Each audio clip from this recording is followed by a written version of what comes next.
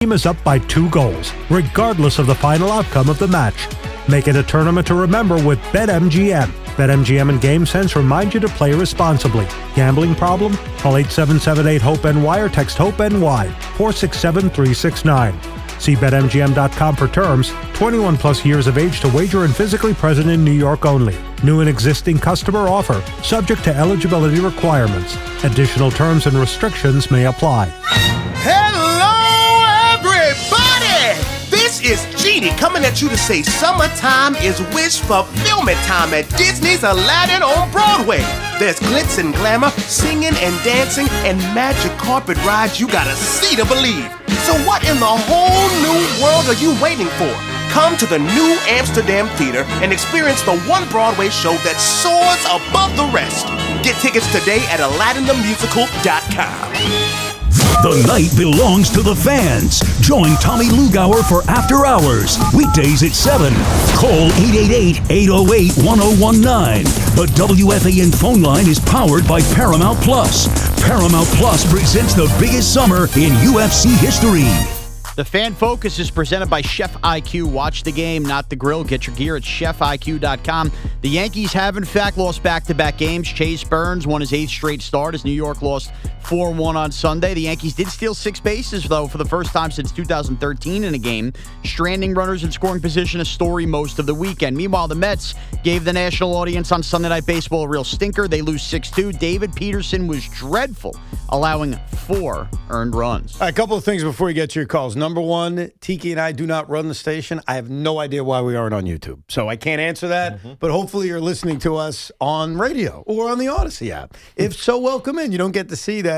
I probably dressed as badly today as I ever have. I look like a doctor. I'm wearing blue pants and a light blue T-shirt. I didn't even notice that. Like, I am wearing the worst outfit known to man.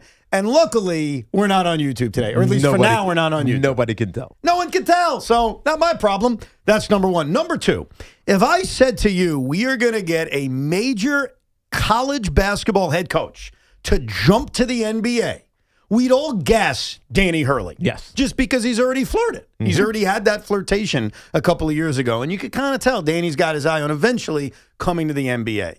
Well, it's not him. Instead, the head coach of the defending national champion Wolverines of Michigan, Dusty May, is leaving Michigan. And he is the new head coach of Cooper Flagg, Kyrie Irving, and the Dallas Mavericks. Yeah, this is kind of random and out of nowhere. Dusty May, we're trying to find the ties. The only thing I can think of is Mark Cuban, who's no longer the owner. I'm sure he has some advisory role, but Dusty May was a student manager at Indiana University. And that's where he went to school. And so it's just, I don't know the tie. It feels like it's out of nowhere. It's Masai Ujiri saying, you know what? I need a great head coach. Right. Let me go to the college ranks. Right. And Dusty May coming off a national championship with no ties to the NBA. I mean, the guy has been a video assistant. He's done everything at the college level to work his way up. That's right. He is now going to the NBA for the very first time. So an absolute stunner as silly season in basketball begins. Now, the good news is the silly season is not going to directly affect the Knicks. Nothing silly is going to happen to the Knicks. We happened it last year. Save that one. It happened last year with the Tibbs firing and the Brown hiring and all that. But it's going to happen around us now. We'll get to Giannis a little bit later on. But Dusty May, head coach of Michigan, leaving the Wolverines to coach the Dallas Mavericks. And he was only there for what, 2 seasons? That's it. He was there for a couple of years. He won his championship, and he said he's done. Maybe he's going to pull a Brad Stevens. I mean, coach for a few years, then take over the front office. Right. Because when Brad Stevens took the Celtic job, I was stunned. Like, I think the reaction was very similar. Like, wow, I'm stunned he's going to the NBA. And here we are like a decade and a half later, and he's an overrated executive. Yeah. And trust me, he's an overrated executive. Yeah. But, I mean, he parlayed it to where he wanted to get to, which was a front office job. Yeah, so maybe Dusty May wants this. Right. You don't get fired because you're a front office guy. It's harder to get fired when you're a front office guy in the NBA. Oh, well, it depends on which front office guy you are. Some guys have jobs for life. How does Sean Mark still have a job? Thank you for that. You're very welcome. I appreciate Stability, Evan. Stability. Steve teed you up just perfectly. Thank you. A little fungo for you. We'll get to your calls. There were a few entertaining things from the Met loss last night, which we'll discuss in the next 10 minutes, but we'll talk to you. 888-808-1019. And I shouldn't have opened my big mouth because now we are back on YouTube and people could see my horrible outfit. In fact, just to let people see, I'm going to stand on my chair so you can see how I'm matched. Look at this. Yeah, or not Matt. Or Blue pants, like really what like made Dr. you Blue. What made you put on light blue and then blue? Comfortability. I was all about comfortable. I heard it was going to rain, so I wasn't going to go shorts. Well, so who cares then? I don't get. You know As what? long as Honestly, you're comfortable, who cares? I'm married And with by the way, kids. Why do I care? The YouTube frame is waist up. I'm actually now fascinated. Because it's going to rain, you didn't go shorts. It's still hot out. Yeah, but then the water gets all over my legs, so I want to block the water with the pants. Yeah, it's just water. But I know. But you wore pants that would just get very soppy and soaked. Listen, I wasn't really thinking straight. You know what time I wake up in the morning, Sean? I understand. I'm just saying. 5:25, my alarm goes off. That reason doesn't fly. And that's after doing a Rico, in which I can't figure out why my mic is staticky, and watching the Mets suck. So, don't blame me for not thinking straight at 5:25 a.m. He's in a distressed state right now, Sean. I'm sorry. Yeah, Stop exactly. poking the bear. You tell him, Tiki. Let's get to your calls, 888-808-1019. Let's kick it off with Noah in Northport. Good morning, Noah. What's up, Noah? Good morning, Evan, Tiki, Sean. How are we doing on this Monday morning? All is well, dude. What's up? Awesome. I want to talk about the Yankees, but real quick, I just want to say the U.S. Open at Shinnecock was absolutely amazing, and Wyndham Clark is one hell of a golfer for being able to do what he did in 4 rounds. Yeah, I heard that he was getting crapped on all day because I guess he broke a locker room once. That's my golf research I did over the weekend. Yeah. He messed up a locker room, and people hate him. Meanwhile, a bunch of New Yorkers, you guys are hypocrites. We haven't messed up our own rooms. We haven't gotten pissed off and wrecked our closets. Wyndham Clark is all of us, so Right. I'm on his side. Every golfer has felt those feelings at some point. Now, real quick about the Yankees. Sean, you said that you're not sure if you want Will Warren to be starting a game in October. And I understand the hesitation there, but when you have a guy like him who's honestly been reliable up until the last 2 or 3 starts that he's made, and he gets so many strikeouts, I couldn't see not having him start a game in October, especially if you're not sure right now who's going to be available to start games in October. Because Fried just to correct you, coming back anytime soon. Just to correct you, I said I'm sure he won't be starting in a game in October, and that's just numbers. You're right, health-wise. If it's Fried, it's Cole, it's Schlittler, and it's Rodon, I don't see how Will Warren gets the ball in October.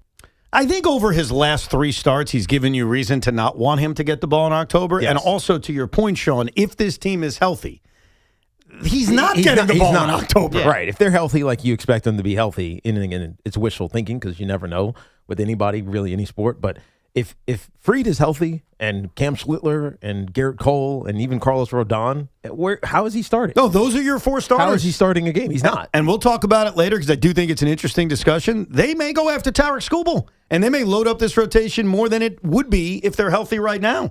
Let's go to Joe in Valley Stream. Hey, Joe. Hey, guys. How are you? All's well, man. Good, man. What's up? Great. So, obviously, the Yankees catchers this year have been awful, god awful. So, there's, so Jeffers seems to be the hot name. Problem is, Jeffers, will probably cost the Yankees a couple of prospects. I have a guy who I haven't heard about a lot. The guy's a pro's pro. He's on a expiring contract. How about Salvador Perez? The guy's he's still producing. Yeah, we've talked maybe about the him. Royals actually let him go. Win a ring. Joe, he's come up a couple of times. Salvador Perez. I just don't ever see him leaving. That's where I'm at with him. It would feel wrong. No. He's the captain of the Kansas City Royals. I know. He's also 36 years old. He's one of those guys that is very, very likely to finish his career there. Now, he's not having a great offensive season, but I understand why you would want to bring him in anyway, despite those bad numbers, because he's a World Series MVP, as I know full well. Great leader. He's a leader. He's a veteran, and you trust him, especially almost to be reinvigorated by going up the standings and joining the New York Yankees. It just feels like one of those things that will never happen. Like there were certain players, I go back 26 years when the Mets acquired Barry Larkin. And then Barry Larkin said, I'm not doing that. Right. I'm a career Cincinnati Red. And it feels like whether by Kansas City's deciding or Salvador's deciding, he's just going to retire as a Kansas City Royal. Let's go to Richie in Queens. Hey, Richie. I agree with that. He's going to Hall of Fame at 262 homers. Yep. 9-time All-Star. He's tremendous. Real quick, to Wyndham Clark, the only issue he had and it's a big issue, is he tore up a locker room in Oakmont. That's almost like tearing down Babe Ruth's locker room, locker in Yankee Stadium. So it wasn't just a random kind of an act. So it's going to stay with him, but I think eventually it'll pass him. Right. And I give him all kudos. Hey, Ev, I'm watching, you're talking about a college coach. I got Vitello, as you know. Yeah. And obviously he's one of the worst records, and he's been a disaster. Devis, I don't know if you could talk about it. Devis would not come off first base with a pinch runner yesterday. That's right. And he handled that terrible. I've never seen that. That's the first time I've seen that. He's in over his head. That we're having. And one more point, if you can. No, just to your point about Vitello, he is clearly in over his head. Right. And I think we all realize he's getting canned after this But we also knew that was going to be the case.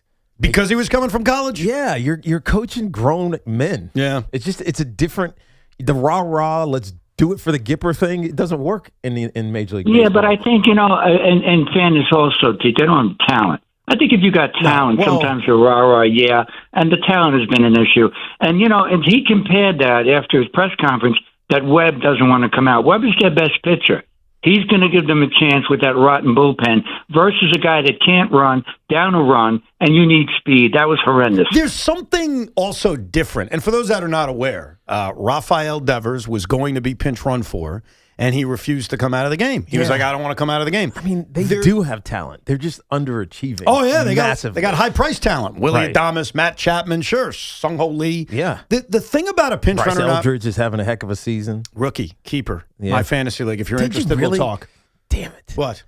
What, you want to talk? We'll talk shop. Yes. Yeah. You want to negotiate? We wanted one of those, and we didn't get them, and It was Emerson. Yes. I forgot his name. He's on my team, too. I got a lot of Colt Emerson. Yes. I got a lot of young guys. I'm hoarding the young talent in our fantasy league. When a guy doesn't want to come out as a pinch runner, it's selfish. When a guy doesn't want to come out of game pitching, like we saw last night with Zach Wheeler, it's badass. Like, there's just a difference. Right. When Mike Messina waves Joe Torre away, it's the thing legends are made of. that's right. Especially if he completes the task. Right, which Zach Wheeler didn't do, by the way. Right. but when it didn't matter. But when a pitcher does it, it's like, oh, man, I love that. But when we laud him. When a guy refuses to come out as a pinch runner, and I haven't seen it, like this is very new that Devers did that, it's just selfish. Just imagine if a Yankee or Met did it. Our reaction would be pretty negative. We'd be like, dude, you're slow. And we're talking physically running slow. Yeah. I want to come across insensitive Yeah, here. we're not talking about any mental capacity or anything. And so it just comes off differently. So Tony Vitello, the manager of the Giants, comes across like a clueless fool. Now, regards to basketball, we've seen college coaches make the jump and fail. And we've seen college coaches make the jump, and it's like, yeah, it works. I have no idea what to expect from Dusty May going from Michigan to the Dallas Mavericks. Yeah. But what we are seeing in baseball is that it's a massive jump. Yeah. Maybe too big of a jump. Well, especially because the expectation that I think that this San Francisco team had. And we kind of knew it from the very beginning because didn't they played the Yankees their opening weekend, Oh, right? yeah. Netflix. Yeah, and it was one of those. Remember that? This team is not very good. Yeah, that was a long time ago. It was like really 6 was. years ago. All right, I'll take this call. Brian in Manhattan. Brian, the floor is yours. What up, Brian? Oh, what's up, Tiki? Well, here we go, Evan. The party is now over. You've been using the Knicks' success as a way to stay away from the Met failures, the debacle, the mess of a franchise they are. How they will never win anything ever with Soto. How they will never be able to sign anybody with Soto. And you now must talk about the New York Metropolitan. And we all get a good laugh for the whole summer, and we laugh at what they are with Vientos with the piano on his back. He's a joke. The whole play. And Evan, there is nothing wrong with the way you're dressed today. Oh, thank you. Nothing. Thank you. You look like a typical Met fan at Citi Field, disheveled, inbred. Oh, wow, okay. I mean, geez, thought he was complimenting me. Here's what I'll say about the Mets, and this is a very difficult job we have, talking on Sports Talk Radio. Everyone thinks it's so easy. I try to bring him up just for your, I don't know, cathartic moments or something. It's not cathartic. Look, we have a difficult job because one of the things we have to do is figure out what you want to hear. We don't do a talk show for our own well-being. We try to do it to entertain. And one of the accusations I always get, and it makes me laugh because they don't realize that I keep charts of everything, is all you talk about is the Mets. And I laugh and say, not really. And listen to our last caller. It's just that when we do talk about the Mets, you're slamming them in a visceral way. And then all of a sudden, we're not talking about them, but it feels like we talked about them for a long time. Or there's a stereotype that people talk about the teams they root for more than others, which isn't true. So I'm in a no-win situation with a guy like Brian. If we talk about the Mets for 3 hours today because they suck, people will say, why are you talking about the Mets? They're bad and irrelevant. And if I don't talk about the Mets, which I have not done on the Fan, obviously I do the Rico, so I talk plenty of Mets, it's like, oh, you're trying to avoid it. So I am ceding all Mets talk in terms of when we talk about it to Sean Morash and Tiki Barber. When you guys feel the Mets are relevant and we should talk about them, bring them up to me. I'll give you my opinion. Well, hold on. This is the hard part about this topic. Because if this was the Yankees, we'd be talking about them every day. Talking about how bad they are. They need to do X, Y, Z. They need to fire this guy. Love Cash has been here forever. If the Yankees were 9 games under 500? Yes. When the hell's that happen? I'm you just don't saying, even have an example. There isn't. But my point is, if it was okay, forget it. If the Yankees were 500, right. if they were close to 500 as opposed to 16 games over 500, we'd be talking about them, and like callers would be upset about it. Why do we ignore the Mets? So you're saying we're not talking enough Mets? Is that what you guys want? Because I'm leaving it to you guys. You know what I mean? I'm done with this. Tiki, but I think, to be fair, this is going to be me crapping on the Mets, but it also plays to what you're saying. That is so rare for the Yankees that is why we would be talking about it. Okay. The Mets, it's kind of like, here come the Mets again. Think about what the Mets did.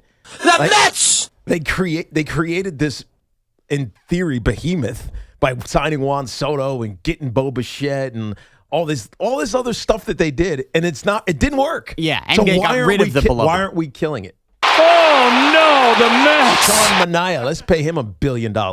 Right? Why are we not killing him? I think because it happened so quickly, we did kill it for days on end, and then the Knicks run happened, and nothing has changed since. You know what? I fear that, like, after we come back from the 4th of July, we're not going to talk about the Mets. I think we're already there, Teak. That's the point.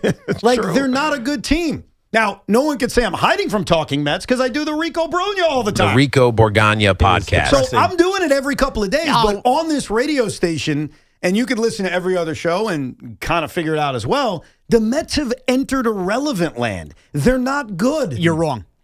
And you're wrong. We're going to do Mets in July because the talk is going to be their sellers. What are they actually doing? I agree with that. I think the trade deadline will be a discussion. You know what the danger is going to be in July? We're going to be real close to talking about Jackson Dart. True, but it's still the baseball trade deadline. I want to thank Jackson. And you're still going to be, and they might be the biggest. What are they going to do? Okay, if they get rid of Freddie, see you, dude. Thanks for coming. Appreciate you. We got to go get some prospects for you. Sorry, dude. Right? Like, if they get rid of everybody and it's just Juan Soto, Bo Bichette is like not in the future. Like, why are we talking about them? See, here's the deal, kiddos. You're not thinking about the radio world. It's should David Stearns be making these decisions? Do they have the right manager in charge? It's the well, we already know that, even though they tied themselves to Mindy for the rest of the season. By the way, we just did Mets. Yeah. But I am now leaving it to you guys because I think the Mets are irrelevant. I still talk about them every other day on the Rico. But when people call up and say, oh, you're hiding from talking Mets, no, I don't think anyone cares anymore. Now, if they do care, download the Rico. Okay. I talk about it all the time. But maybe if we scream and yell about it, then maybe something happens. Oh, okay. Maybe change occurs. I'm letting you decide what we open with every day this started screaming at the Knicks, and guess what happened? What? They started changing how they played Karl Anthony Towns. Oh, they started. That's quite a They started utilizing different pieces of the bench, which became important. Are you advocating for us to talk more Mets? I'm very confused. I'm just saying. He has a point to an extent, right? I'm being rational here.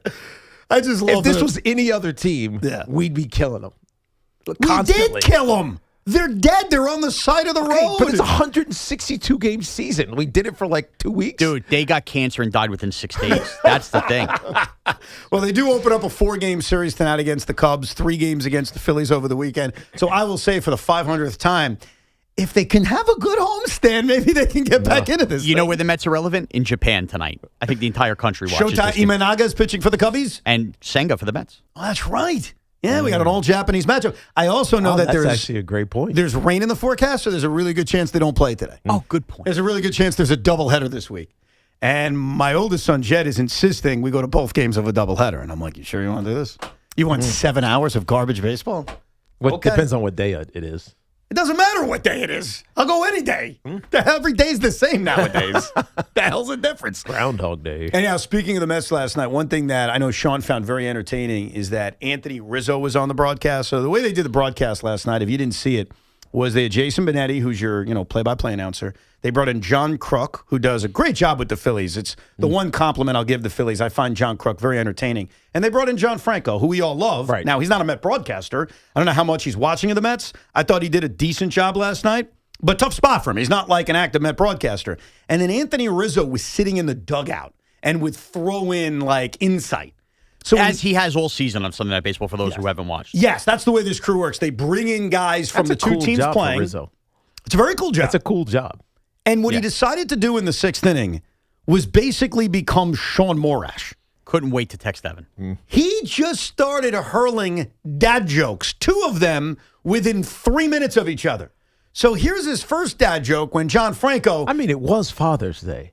Okay. But you got to listen to this first one, Tiki. I think I'm the only one in America that noticed he made a joke. So Except for Anthony Rizzo. John Franco's talking about how to pitch Juan Soto, and Anthony Rizzo, of course, chimes in with his dad joke. Well, you don't want him to extend his arms. That's a good way to. Most power hitters you want to pitch in. You don't want them to extend their hands. It only takes one for Soto. Thinking that up all night, huh? I played with him, Yeah, I get it. But then he's like, I give you silence, and then I'll say, wow, you stayed up all night thinking of that one. Now, Anthony Rizzo had a choice. That was a good one, though. He had a choice. I would have laughed at that one if Sean delivered it. Would you? Yeah. So Anthony Rizzo could just say, all right, I'm done. Did my dad joke. I'm good. Or a few seconds later, he could try another one. Anthony Rizzo tried another one. As we used to call him on the Yankees, he is the chosen one. It's Father's Day. I got to throw in a couple dad jokes, right? Yeah, Come on, you Jason. do. That's pretty good. Well, you're a new dad. You're just getting used to dad jokes. Trying. The problem with that one is it feels like it's old.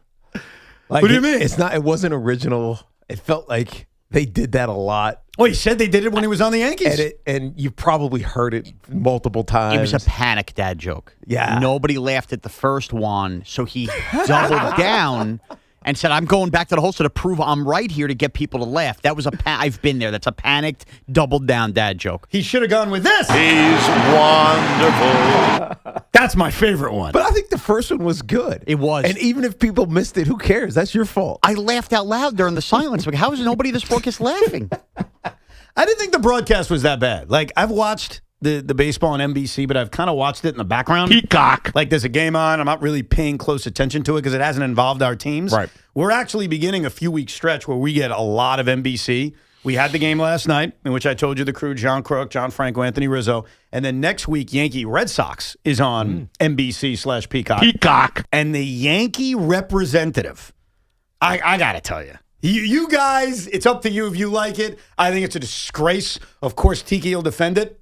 But the Yankee representative is, of all people, Roger Clemens. Oh, hell yeah. Oh, hell yeah. Let's go. Well, actually, wait a second. He's representing both. Is he the Red Sox representative? No, there is somebody else that was Red Sox only because they said it during the game who was with him, and I forgot who it was. So he is the Yankee. Why do you hate that? I think he's just. I don't want to get into it. I'm going to get into Roger Clemens. I can't stand him. It's because you don't know him. I've met him a few times. Yeah, He's a fun dude. I would argue that you don't know him. You see the facade of Roger Clemens. I mean, I spent like an hour talking to him. Great. You ever seen him when he's all pissed off and wants to throw a bat at you? I mean, I'm not an athlete. I'm not a baseball athlete. I mean, I am an athlete, but I'm not a baseball athlete. I've seen you catch fly balls. You're an athlete. You're a baseball athlete. So Roger Clemens that's is softball. That's it's slow motion. That's true. Against you narps. Either way, Roger Clemens is calling the game next week. So I'm intrigued. I'm intrigued. Yeah. You know what I would have done? They did this years ago on the do they still do the K-Rod broadcast? I guess not, because ESPN doesn't have it. They don't have Sunday But baseball. Michael Kay and Alex Rodriguez would do a broadcast together. And one year they had Barry Bonds on. I just love all the steroid guys together. So if you're going to have Clemens, accusatory of steroids, right? Why don't we have Bonds on? We'll put David Ortiz on. Find Sosa somewhere. Find Sosa somewhere. Oh, yeah, I did say David Ortiz. He failed a freaking drug test. We just ignore it. Remember. Get Manny Ramirez while we're at it. We almost had the Ortiz A-Rod broadcast and it got rained out. Oh, that's true. Fox was going to do that. Oh, right. Interesting. I forgot that because it didn't happen. Yeah. So Roger Clemens will be interesting next week. And who's the Red Sox guy? You said you forgot? I forgot. I'm trying to look it up. I don't see it. Listen, they said it last night, and it's like one of those random Red Sox. You'll know them next week. Yeah. Let's guess the Yankee turning point from yesterday's game. I think it's actually pretty easy. Tyler Stevenson hit a 3-run home run that gave the Reds a 3-1 lead. So I think that has to be the turning point, right? You agree with that? Threw it right down the middle, and they got hit hard. Left field, going back, Caballero on the track, running out of room. It's gone. 3-run homer. Tyler Stevenson, 3-1 Cincinnati. They're in the 4th inning. And the offense just couldn't get a big hit. Right. The TV broadcast crushed them. Crushed whom? The pitch. Elmer Rodriguez? Rodriguez. For the pitch selection? You can do that in the minor leagues. You can't do that in Major League it's Baseball. true. I mean, it's absolutely true. It's like putting a fastball on a tee and just crushed it. You know who did a great job on TV yesterday? Who? Emmanuel Barbari was filling in for Meredith. What? Doing the... Wow. I don't even know what you call that job. Yeah, sideline reporting? It's not sideline. Field reporter. Field reporter? Yeah. That's right. Sideline's the NFL, Right. but I'm just trying to think of a name for it. I don't know what they call that. I think position field for reporter Meredith. is correct. Well, real quickly, Will Middlebrooks is the other. That's right. Will Middlebrooks is the other guy. I like how they're just like different generations, too. Like yesterday with John Franco and John Crook, they're the same generation. And Anthony Rizzo's a lot younger. I like what NBC's trying to do. I got to give them a lot of credit. I didn't think the broadcast was amazing, but I like the intention of the broadcast. I agree. The intention is there. It's something we complain about every postseason. So. Absolutely. You want to hear those local voices. We'll get back to your calls in a second. 888-808-1019. Plus, one of the greatest fraudulent moments happened last night in the Philly-Met game in which a fan pulled a fast one that we should all replicate. Plus, as Knicks fans, where do you want Giannis going? Boston or Miami? A lot to talk about. 888-808-1019. The New York Knicks are NBA champs, and the next stop for your favorite Knicks stars is Fanatics Fest NYC in July. Jalen Brunson, Josh Hart, Karl Anthony Towns, Mikal Bridges, Deuce McBride, Mitchell Robinson, Landry Shamet, Jose Alvarado, Tyler Kolek, and Jordan Clarkson will all be live at the world's #1 sports fan festival, returning to the Javits Center July 16th through the 19th. With 500-plus athletes, celebrities, and sports legends all under one roof, tickets are selling quickly. Grab yours now at fanaticsfest.com and see the NBA champs live. Total Orthopedics and Sports Medicine is expanding across Long Island, New York City, and New Jersey with new locations opening in Comac, Babylon, and West Orange. Expert care is closer than ever. Their top-rated doctors treat everything from everyday injuries to complex orthopedic conditions. Wherever you are on your journey, they're there to help you move forward. They're the experts at getting you back to being you. Visit TotalOrthoSportsMed.com to schedule your appointment today. Give them a call, 855-321-ORTHO. This is an Odyssey Sports Minute. After a scoreless draw in its World Cup opener against Cape Verde, Spain bouncing back in a huge way, thrashing Saudi Arabia 4-0, getting star winger Lamine Yamal back in the lineup, and Yamal scoring the first goal against the Saudis for the Spaniards. Now France plays later today against Iraq. France, one of the other tournament favorites, and France will be looking for a similar result from Mbappe and company. I'm Nick Costos.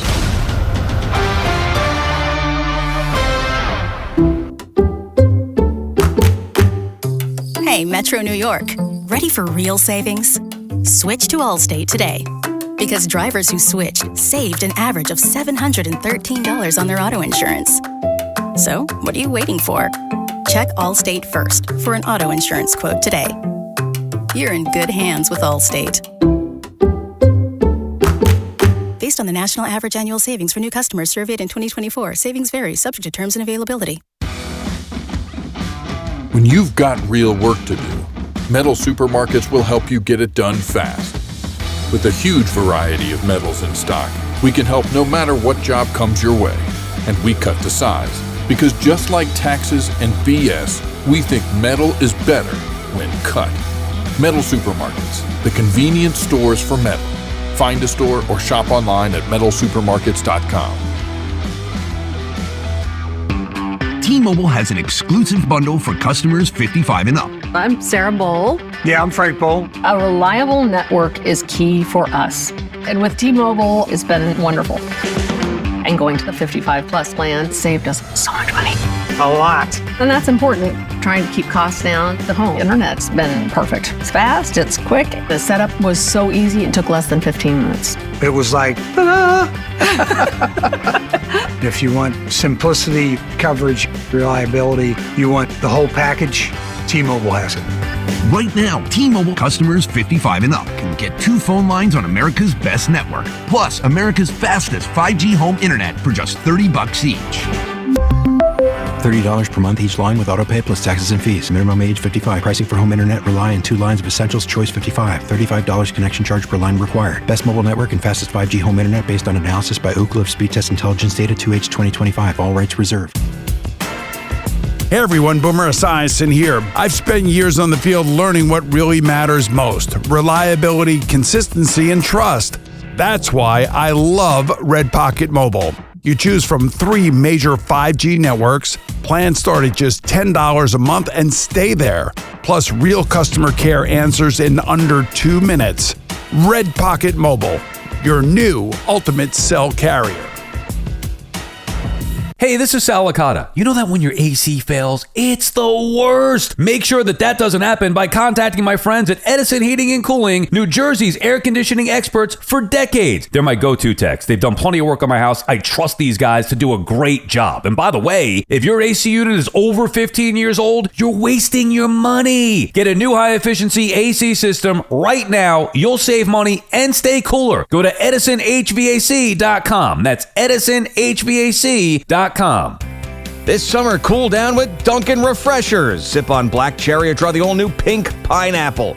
Or try one of their flavorful fan favorites like mango pineapple or strawberry dragon fruit. All of them are ice cold and refreshing. Dunkin' Refreshers are the perfect afternoon pick-me-up, a whole lot of flavor and very refreshing. It's a sip of summer, only at Dunkin'. Dunkin' Refreshers are fruit-flavored, contain 0 to 1% fruit juice. Terms and exclusions may apply. It's the road ahead, brought to you by the Kia Summer Sticker Sales Event. Visit your local Kia dealer today. The team from the Bronx begins its road trip with 3 against Detroit, followed by a 4-game set against arch rival Boston. If you're still using a sportsbook to bet on the soccer tournament, you're getting robbed. Delete that app and join the millions using Polymarket. Polymarket is a prediction market, not a sportsbook. Trade against other fans, not the house. Polymarket, your go-to prediction market for soccer's biggest stage. Available in all 50 states. Download the Polymarket app. Use promo code BLAZE to unlock $50 free for your first trade. That's promo code BLAZE. Trading not available in all jurisdictions. Check local regulations before trading. Restrictions and eligibility apply. Take the guesswork out of cooking, folks. The Chef IQ senses a must-have wireless cooking thermometer that eliminates under or over cooking chicken, fish, or steak. Order the newly released 3rd-generation Chef IQ Sense at chefiq.com. That's chefiq.com. The Colonel's cooked up a new $10 bucket of the day just for you. Monday, 24 nuggets for $10. Tuesday, 8-piece fried chicken for $10. Wednesday, 10 wings for $10. Thursday, 8 tenders for $10. Friday, 24 nuggets for... Ooh, you guessed it, didn't you? $10. The $10 bucket of the day deal. Every weekday. Only at KFC. It's finger-licking good. Prices and participation variable. Supplies last. Not available on third-party ordering platforms. Tax extra. Finding great candidates to hire can be like, well, trying to find a needle in a haystack. But not with ZipRecruiter. Its powerful technology actively finds and invites qualified candidates to apply to your job. So while other companies might deliver a lot of hay, ZipRecruiter finds you the needle in the haystack. See why 4 out of 5 employers who post a job on ZipRecruiter get a quality candidate within the first day. Try ZipRecruiter for free at ZipRecruiter.com/team. That's ZipRecruiter.com/team. ZipRecruiter. Finding great candidates to hire can be like, well, trying to find a needle in a haystack. But not with ZipRecruiter. Its powerful technology actively finds and invites qualified candidates to apply to your job. So while other companies might deliver a lot of hay, ZipRecruiter finds you the needle in the haystack. See why 4 out of 5 employers who post a job on ZipRecruiter get a quality candidate within the first day. Try ZipRecruiter for free at ZipRecruiter.com/team. That's ZipRecruiter.com/team. ZipRecruiter. If you own a business, you've heard it all. From fast funding to easy approvals, everyone says the same thing. LendSeek is different. We show you what you actually qualify for. LendSeek's AI-enabled platform matches you with funding options with no guesswork. Up to $5 million in as fast as 24 hours. If you've been in business over a year, doing at least $50,000 per month, apply for free with zero out-of-pocket costs and access to over 100 lenders. Start ready, stay ready. Lendseek.com. LENDSEEK.com. Come visit the engagement experts at London Jewelers at any one of their 6 locations. Get the latest on the Giants and Jets on WFAN, WFAN FM, WFAN FM HD1 New York, and Odyssey Sports Station. A lot going on in the sports world. Dusty May's leaving Michigan to coach the Dallas Mavericks. Giannis is on the verge of being traded. The NBA draft is tomorrow night. Free agency begins in a week in the NBA. Yankees coming off losing 2 out of 3 to the Reds. Mets come off losing 2 out of 3 to the Phillies. And they're scheduled to open up a series tonight at home against the Chicago Cubs. Last night, Carson Benz shot a home run into the left field seats at Citizens Bank Park. And a fan, as it's now become a tradition all around Major League Baseball, threw the home run ball back. It's obviously a tradition that began in Wrigley Field many years ago, and now that happens everywhere. Yankee Stadium, it happens. Citi Field, it happens. It's one of those traditions that have been copied from the days of Wrigley Field. What NBC was able to discover last night, brilliant camera work by them, is that the fan who caught the ball very quickly switched baseballs and put the home run ball in his bag, took out a fresh ball, and threw it back on the field, as the NBC cameras were able to figure out. I commend this man. Like, I am not one to compliment the city of Philadelphia, but let that be a lesson to all of us. If you're going to a baseball game, whether at Yankee Stadium or Citi Field, bring an extra ball, especially if you're in the outfield, obviously. And if you're in that weird spot where you catch a home run ball, you don't have to worry about the peer pressure. Throw a different ball back. Right. They don't know. Only if you are the home team.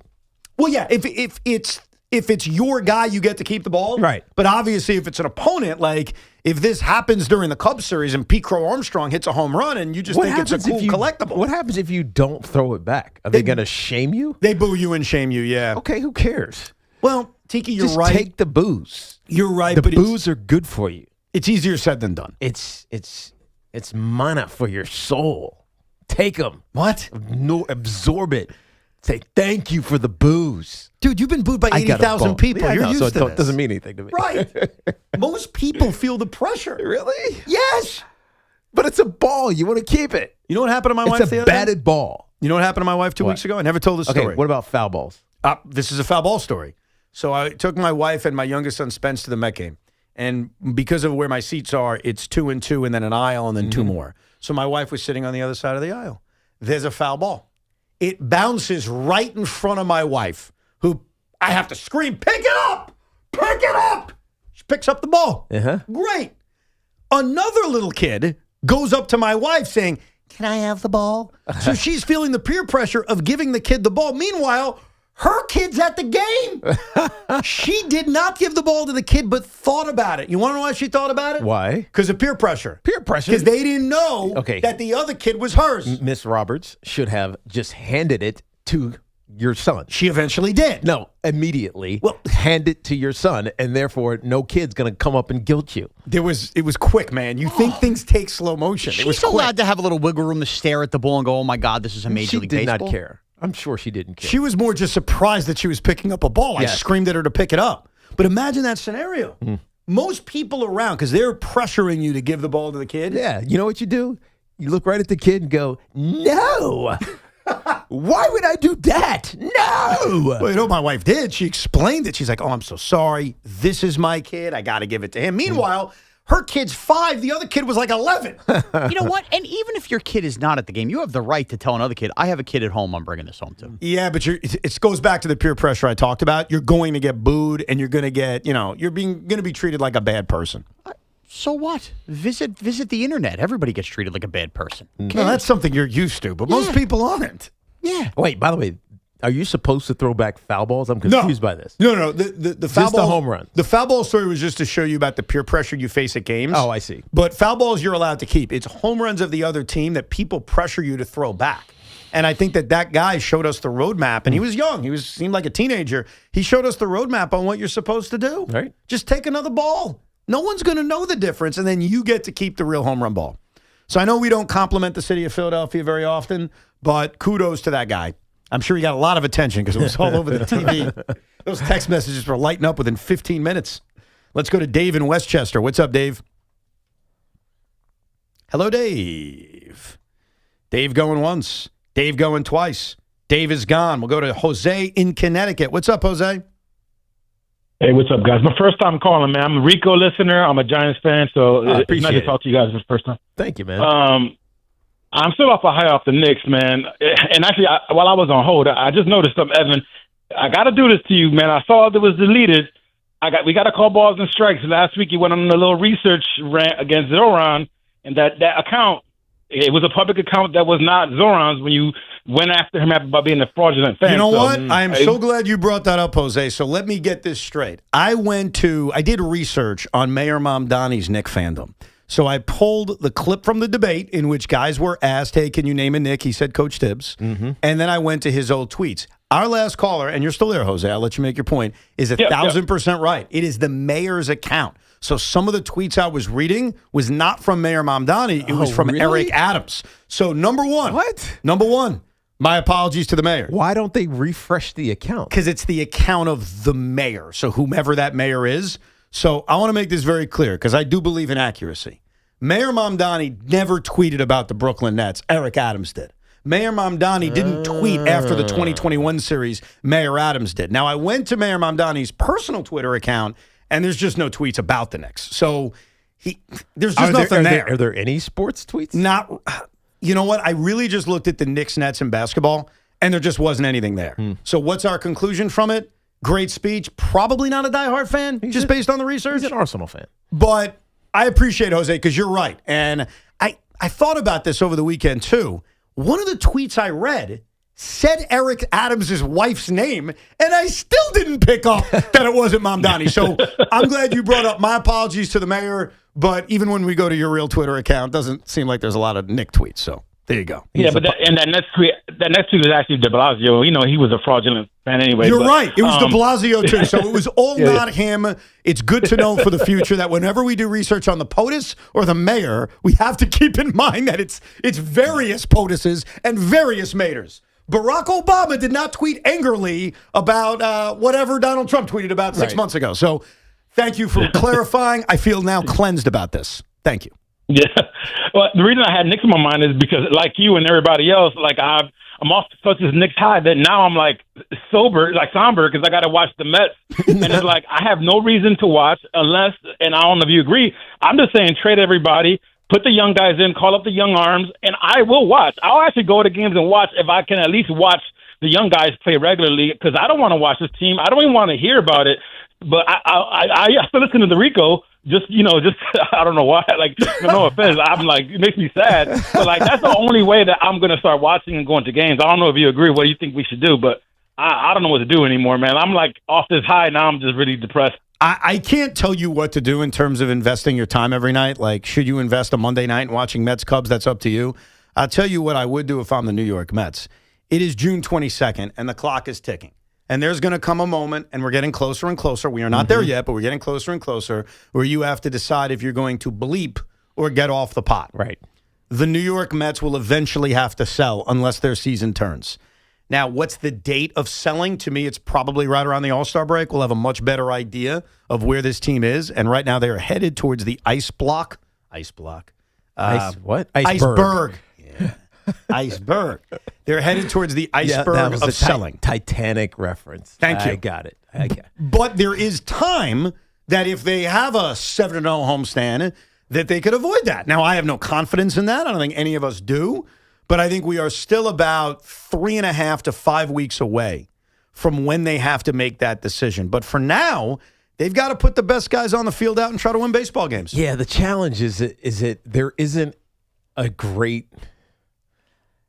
So last year, it felt like, man, this farm system with the arms, like that's really interesting. I can't wait to see them.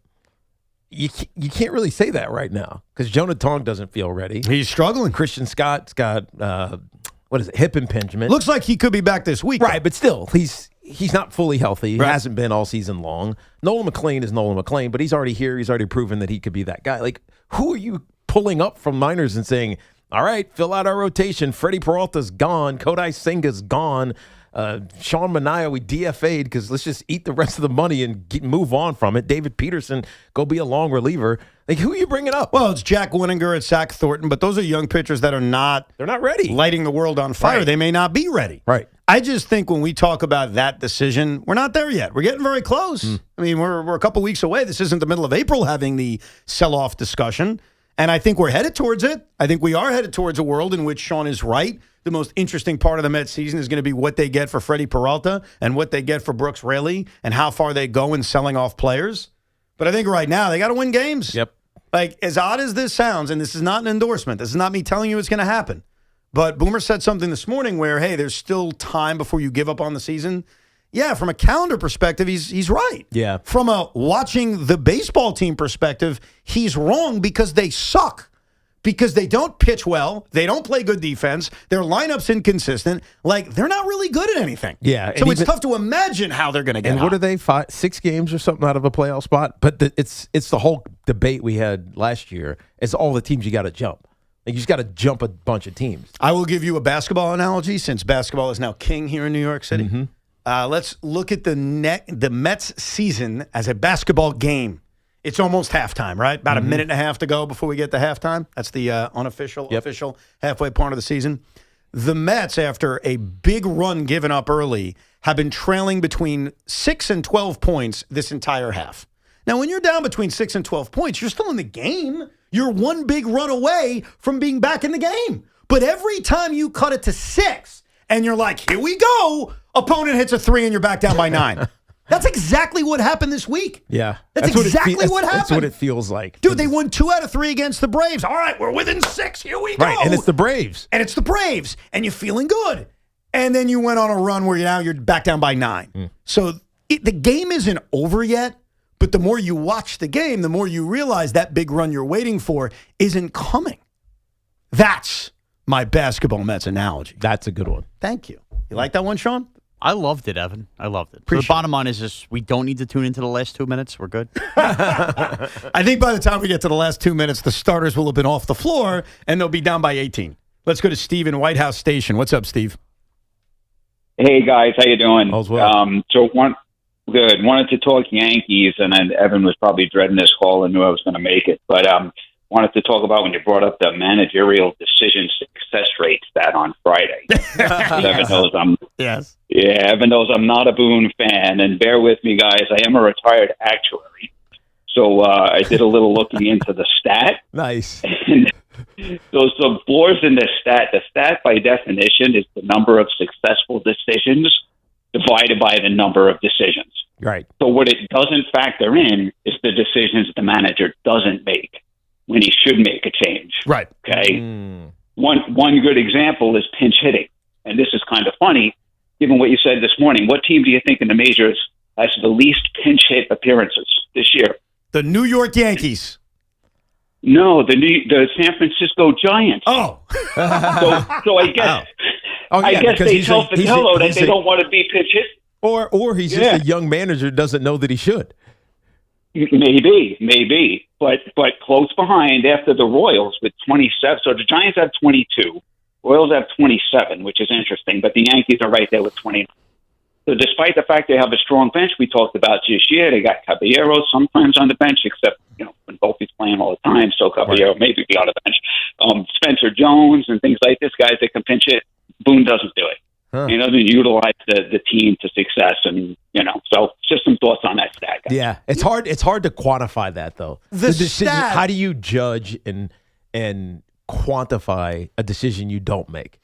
Yeah, there's no stat that really defines a manager. And for those that missed it, on Friday, there is a stat that got the rave of the internet saying, hey, based on inning pitching changes, based on pinch hitting decisions, what is the effect of the result of that game based on the decision? So it's like putting a metric to every decision a manager makes, and Aaron Boone ranked number 1. Big Mac almost took his clothes off. He was very excited. And some Yankee fans celebrated it. Some Yankee fans hated it. There is no stat to define a manager. There really isn't. It's an eye test kind of thing. And so what I would say to Steve, there is. You know what it is? Wins and losses? Wins and losses. Right, Period. but then you hear, well, it's not the manager's fault, or I don't give the manager credit. Because if it's wins and losses, then Aaron Boone is as good as anybody. Same with Dave Roberts, because they win more than anyone else. Right. So is that really the end-all, be-all? Isn't that what the bottom line is? Yes and no. Yes and no. It's nuanced, but it is also the bottom line. It is, but it doesn't define if a manager is good or not. I mean, Aaron Boone is a good manager. There's no doubt. You can't. Steve disagrees with you. Did you just hear him, basically? Okay. Aaron Boone is not a great manager. Oh. Why? No, hold on. He's a why good is he not a great manager based on the metric you just gave? Because you have to win championships. Yeah, but wins and losses wise over the last 6 years, I who's don't care. better? You got to win championships to be considered great. Period. Okay. And so he's a very good manager. And you see it because every season, maybe that's just talent based, or maybe Brian Cashman is just a very good general manager. They get to where they're supposed to be every single year. You have to give them credit for that, even if you don't want to. To be great, you got to win the ultimate prize. And he hasn't done that yet. I think that going into the postseason, no matter where the Yankees are, whether they're the winner of the AL East and the number one seed, or they win a wild card spot, I don't believe the manager is going to be the reason they lose or the reason that they win. Now, can we find in the postseason? I don't believe that'll be the reason. Because even the Dodgers series, do we really think they lost because of the decisions, or did they lose for other reasons? We go to the Nestor Cortez decision, but they lost because of the decision. I disagree. Are you kidding? Yeah, I disagree. They literally lost the series because of his decision in game one. What about the player that made the pitch? He made the decision to go to that player when he had a better option. And he doubted the decision, and he made it anyway. I understand. I just don't look at it as strictly a decision that was made that cost them. All right, now you're trying to put down players. I'm not putting down players. I'm saying it's not on the manager decision. Because of your excuse, and that would say any decision a manager or coach in any sport makes still comes down to the player making the performance. No, I think in a best-of-7 series, it's not fair to just minimize it to one decision that, even if I had a disagreement with, defines an entire series. Why'd they lose Game 5? Is that Aaron Boone's fault, too? No, because he didn't hold players accountable during the regular season for the kicking, booting the ball around the field. That's an undefinable thing, though, Tiki. It's not. Yeah, I think it is. Evan, are you kidding me? Wow. I've pissed Tiki off today. You absolutely have pissed me off. If I went around fumbling all damn season and my coach is like, yeah, dude, it's all good. Don't worry about it. You're our best player. By the way, Coach Fossil said that. You'll be fine. And I never fixed it. We lost because I fumbled in a Super Bowl. That would be on the coach for not holding me accountable. I cannot sit here and abide by you saying it's okay, it's on the player always, when the coach has the ability to discipline the player or not play him. Aaron Judge dropped a fly ball, man. That's on Aaron Boone not disciplining players? It's not the specific player. It's the lackadaisical nature that team played with. And you saw it all season long. Everybody mentioned it. Am I ridiculous not remembering this correctly? And this is also, Evan, you focus so much on Aaron Judge dropping the ball. How about Garrett Cole's miscommunication not covering first base? Anthony Volpe botching the ball short. The point is they didn't practice fundamentals. That is on the manager. Shouldn't Garrett Cole know I should cover first base on a ground ball? Yeah, but you know how you really know? When it's ingrained in your mind because you actually practice fundamentals of baseball, of which that team is on record of not doing, and the rest of the league mocking them about it. Let me say to both of you, as angry as you are because you may beat me up, forget about 2024 then. Mm-hmm. I want to look at right now. Do you think that Aaron Boone is going to be the reason the New York Yankees don't win the World Series or don't win the pennant? No, I think he's going to be the reason they do win the World Series. Huh. And why do you believe he can do that based on what happened in 24 that you're basically blaming him for? This team is fundamentally stronger this year. So he's changed in your mind? He must have. You don't see the way the Yankees seem like they've operated differently this year, and I think that is a product of the manager. 100%. Yeah. Hey, Anthony Volpe, you just come back in and just figure it out. We'll let you get your. I think ultimately we'll give you as much rope as you want. I think ultimately they didn't do that this year. My bias is that Ned Yost, I'll use him as an example, was not a good manager. But the Royals won the World Series and went to back-to-back World Series. And I think that players will determine this. Now, there'll be moves we'll disagree with, like Nestor Cortez. I totally get it. Like, hey, they should have been screaming about fundamentals since March. So maybe he changed.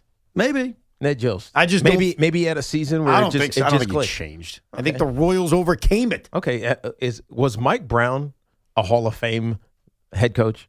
I think he was a lot better than a lot of Knicks fans treated him. Even though he was fired 4 times? He got to the NBA Finals, and he got the Kings to relevance. I thought he was pretty good. Maybe I was alone on that. But was he universally viewed as this great manager? Great head coach? I mean, I don't great think he head was universally viewed that way, but I think he was vastly underrated based on performances of some of the teams he coached. Yeah. That's why I like to hire. Do you think he evolved? Yeah.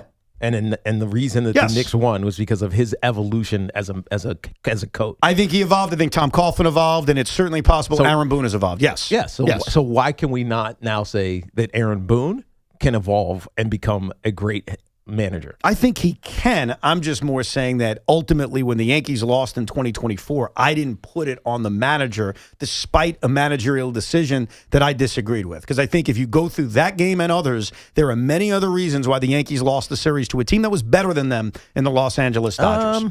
I'm not so sure that they were better. I really am, because the Yankees could have won any and every one of those games.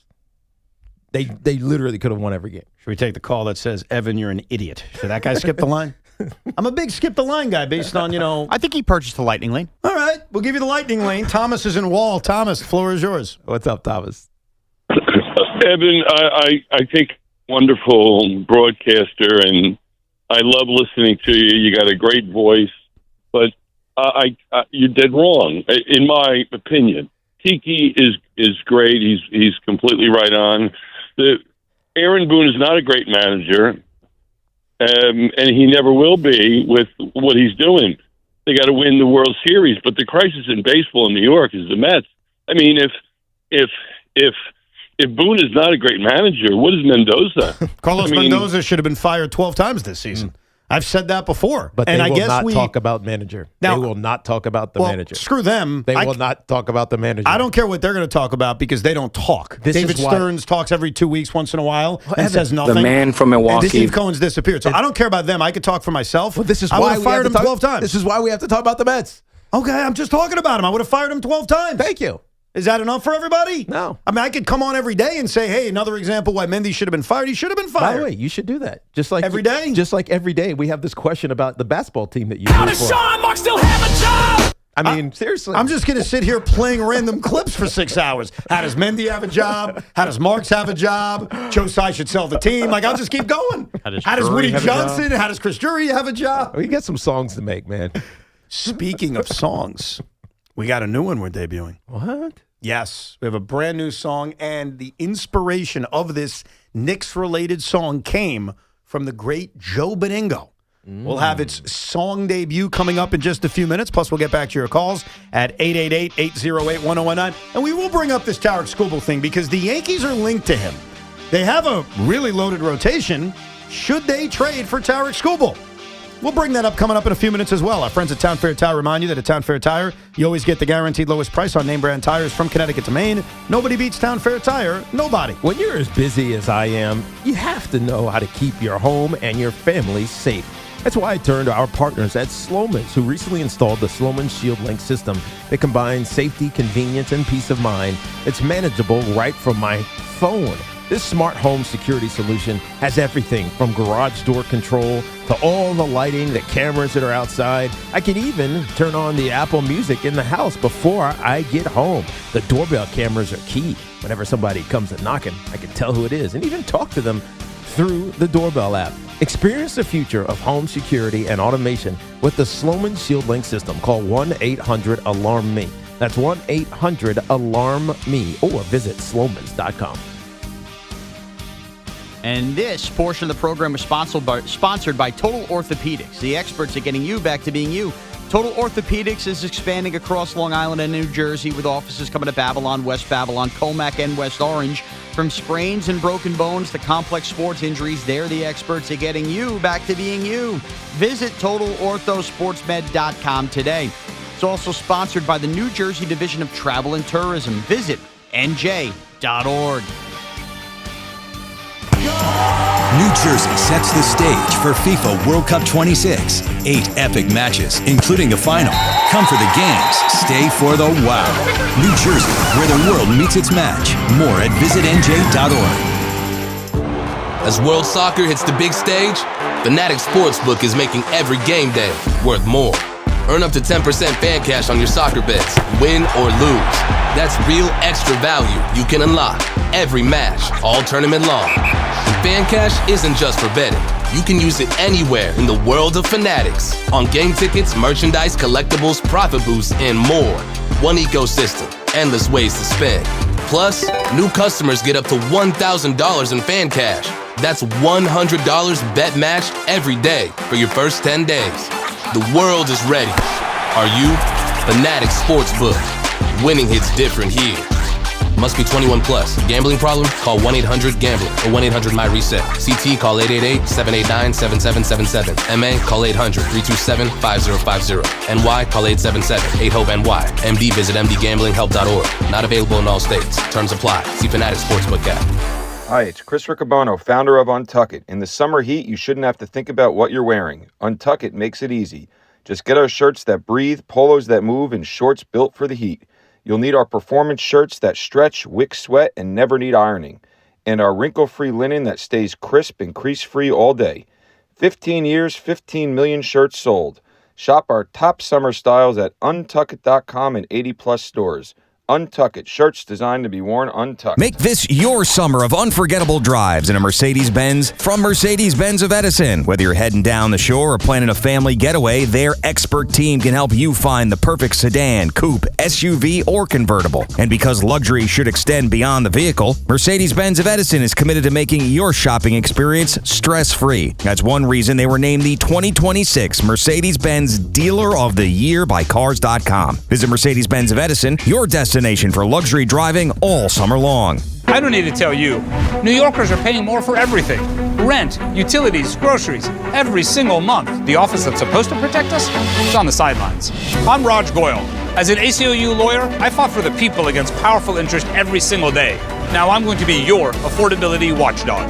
I'll take the pension fund out of the greedy hands of Wall Street and put it back into affordable housing, holding utility companies accountable and auditing waste and fraud. Raj Goyal, affordability watchdog for Comptroller. Paid for by Raj Goyal for New York State Comptroller. Man, I love this place. I've been surfing here since I was a kid. Now, seeing my grandson out on the water, it means everything to me. Watching him and taking in the blue waves, the sea breeze, the blurry horizon. If you have geographic atrophy, or GA, subtle changes in vision could mean it's progressing toward irreversible vision loss. Izervay is proven to slow GA progression and could help preserve your vision for longer, so you may keep seeing the world around you. Izervay, or avacincaptad pegol, is an eye injection. Don't take it if you have an infection or active swelling in or around your eye. Izervay can cause eye infection, retinal detachment, or increased risk of wet AMD. Izervay may cause blood in the white of the eye, blurred vision, or a temporary increase in eye pressure. Do not drive or use machinery until vision has recovered after an eye injection or exam. Ask your retina specialist how you can slow your GA with Izervay. To learn more, call 1-855-IZERVAY or go to izervay.com. Paid for by Astellas Pharma. I'm Bob Burke, founder and chairman of Burke America Parts Group, a family of brands that includes RepairClinic.com, an appliance and HVAC parts solution company that's grown into an international brand. Before AmericanEagle.com, we partially launched a new technology platform developed by another firm. American Eagle helped take our technology to a whole new level with digital marketing, software development, and business insights into our key markets, appliances, HVAC, and outdoor power equipment, and did so both on time and on budget. AmericanEagle.com has the resources, experience, and talent needed to produce solutions. Our new technology platform, developed by AmericanEagle.com, has produced tremendous results with higher traffic, conversion, engagement, and online revenue. If you have any home repairs you need to take care of, check us out at RepairClinic.com. If you need a world-class website or technology project, then I would highly recommend AmericanEagle.com. Call AmericanEagle.com at 773-NETWORK. That's AmericanEagle.com, 773-NETWORK. Skechers congratulates OG Anunoby and his team on winning the championship. Skechers Comfort that performs for champions like OG Anunoby. Skechers Comfort celebrates OG Anunoby. Here's a World Soccer Championship preview. Brought to you by Lowe's. Members get more at Lowe's. And by the first ever Infiniti QX65. The reigning world champions, Argentina, will rely heavily on their star power led by Leo Messi to break through a strong Austrian defense. Austria has some prolific goal scorers of their own, like Marko Arnautovic, and will look for them to lead the way offensively. The winner of the match will likely win Group J and will face the runner-up from Group H in the round of 32. I'm Fernando Carlos. Bring the flavor to the World Soccer Championship with Crush Orange Soda. Crush is the perfect pick for every match, highlight, and game-winning goal. Make every match even sweeter with Crush Orange Soda. Hi, I'm Patty, founder of Awesome Tex. I started with a big idea to give old clothes a new life by turning them into recycled fibers and threads. Everyone told me that this was going to be impossible, but Chase for Business believed in me. They gave me a lot of guidance from the beginning. Get financial guidance from bankers in the New York community and convenient digital tools all in one place. Learn more at chaseforbusiness.com. Make more of what's yours. Real customers compensated. JP Morgan Chase Bank, N.A. member FDIC. For 100 years, London Jewelers has been part of life's most meaningful moments, from engagements and anniversaries to milestones, big and small. We've helped mark the moments that matter the most to our customers. Generations of families have trusted London Jewelers for exceptional craftsmanship, timeless design, and service that lasts a lifetime. As we celebrate a century of excellence, we thank you for being part of our story, and we look forward to the moments still to come. We invite you to visit London Jewelers at any one of their 6 locations. London Jewelers, celebrating 100 years of brilliance. Right now, you can grab a full breakfast at Dunkin' for $6. That's 2 wake-up wrap sandwiches and a medium hot or iced coffee, all for $6. It's quick, easy, and covers your whole morning, all in one stop. Did I mention it's filling and delicious? It's a full breakfast. It's a great value, and it just makes mornings easier. So next time you're at Dunkin', don't overthink it. Order the Dunkin' $6 meal deal. No substitutions. Participation and times may vary. Offer price varies in California and Hawaii. Limited time offer cannot be combined with other offers. Exclusions and terms apply. Summer's a gift. The gift of days that last a little longer. A brighter state of mind. So gift yourself a new Kia at the Kia Summer Sticker Sales Event. With specially tagged vehicles including the Sorento, Sportage, Carnival, as well as the Niro Hybrid. All backed by a 10-year, 100,000-mile limited powertrain warranty. So the gift of summer can keep on giving for summers to come.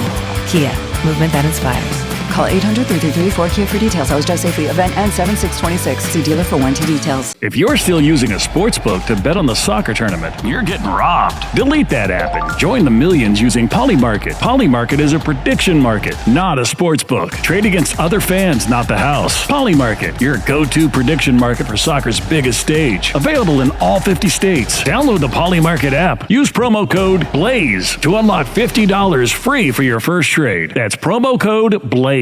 Trading not available in all jurisdictions. Check local regulations before trading. Restrictions and eligibility apply. The wait is finally over. The New York Knicks are NBA champions. For complete championship coverage from the station that lived every moment of the journey, stay with the Fan. The Fan Focus is presented by Chef IQ. Watch the game, not the grill. Get your gear at chefiq.com. Out in Shinnecock Hills on Long Island, Wyndham Clark won the U.S. Open yesterday. And in the World Cup, Cape Verde continues their surprising start. Another draw. To the event. Yeah, 2-2 draw with Uruguay there, Tiki. And Iran and Belgium played to a 0-0 draw. Egypt topped New Zealand 3-1. This Fan Focus was sponsored by Town Fair Tire. Nobody beats Town Fair Tire. Nobody. Another game at MetLife out today, too, as well. Big matchups coming on this afternoon. Obviously, at MetLife, as you were just alluding to, Norway taking on Senegal. That's Erling Haaland of Manchester City against Senegal, whose best player is Sadio Mane. He used to be Liverpool, but I don't know where he is now. But so that should be a good match tonight, 8 p.m. at MetLife Stadium. But the match of the day is coming up in about an hour and a half. Argentina, Austria. That's down in Arlington, Texas. Obviously, Messi with the hat trick in game 1. They call it a hat trick? A hat trick. Huh.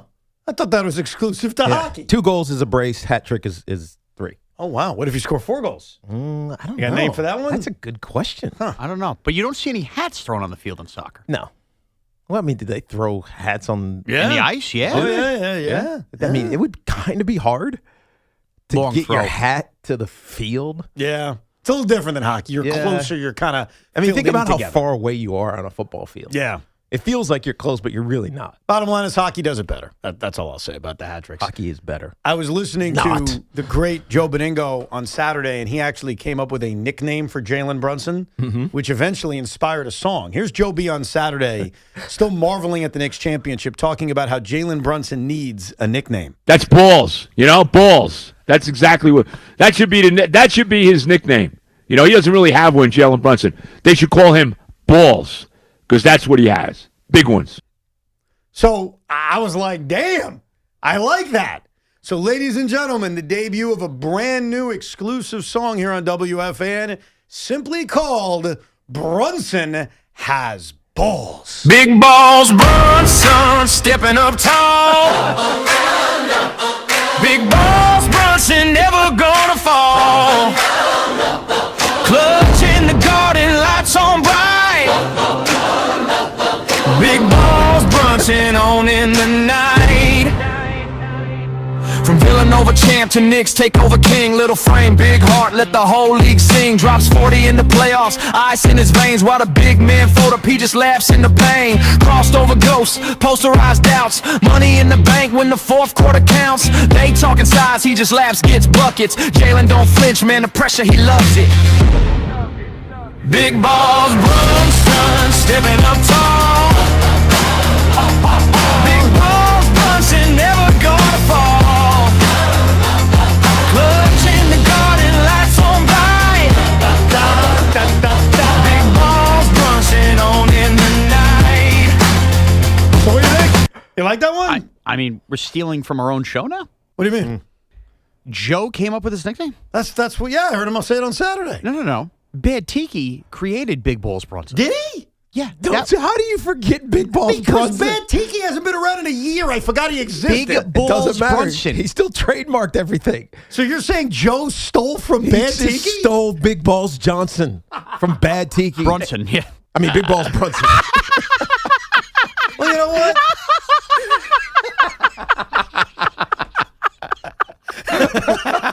I know what you're thinking about. Happy Father's Day. I mean, technically, Joe's a part of the show. Bad Tiki's still a part of the show. So it's like sharing, isn't it? Yeah, I guess it is. I think Joe had two things in his mind. I think he had Bad Tiki, Big Balls Brunson, and I think he had Patino calling that guy we forgot about the place for Grand Canyon Bells. Oh, that's right. Remember the guy that'll never have to pay for a meal in New York, Dylan but will Darling. always have to pay for a meal in New Right. York? And then he transferred. Yeah. Yeah, Dylan Darling. By the way, 4 goals in soccer is called a haul. A haul. A haul. Damn. I didn't know they had a term a goal, a brace, a hat trick, a haul. What about 5 goals? I don't know. Anyhow, there it is, the debut of a brand new song, Big Balls Brunson. All right, before we get back to your calls, Tarek Skubal is back with Detroit. He's made 2 starts. And the rumors are already starting to fly on will Detroit keep him? Will they trade him at the trade deadline? The Tigers are not buried because the American League Central is so bad, but they haven't had a good year. And the Yankees continue to be attached to Tarek Skubal. And there's a debate in the Yankee community, is it worth trading for him? Or because the Yankees' strength is starting pitching, it would be a misallocation of assets. What is your view on trading for Tarek Skubal? I don't want to be like cocky, but I don't think it's necessary for the Yankees. I think it would be amazing, but what you'd have to give up for a rental who you don't really want long term because you already have long term contracts and you're gonna eventually have to pay Cam Schlittler. It doesn't make sense for what you'd likely have to give up. And so if I'm the Yankees, this is not on my radar.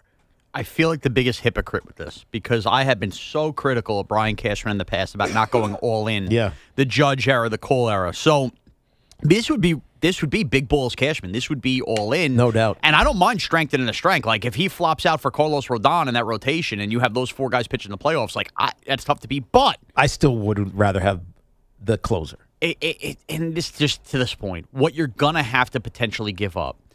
It's tough not to sign Tariq Skubal and then sit there and watch George Lombard go play for the Tigers for the rest of his career. I don't know, man. I have Soto scars. I have Soto scars when it comes to Tariq Skubal. I do, as far as giving up that much, especially for this kind of player that we don't necessarily need on this team. I want to remind you that 2 years ago, you were ready to trade George Lombard Jr., same prospect. I know he's developed since then, for Tanner Scott.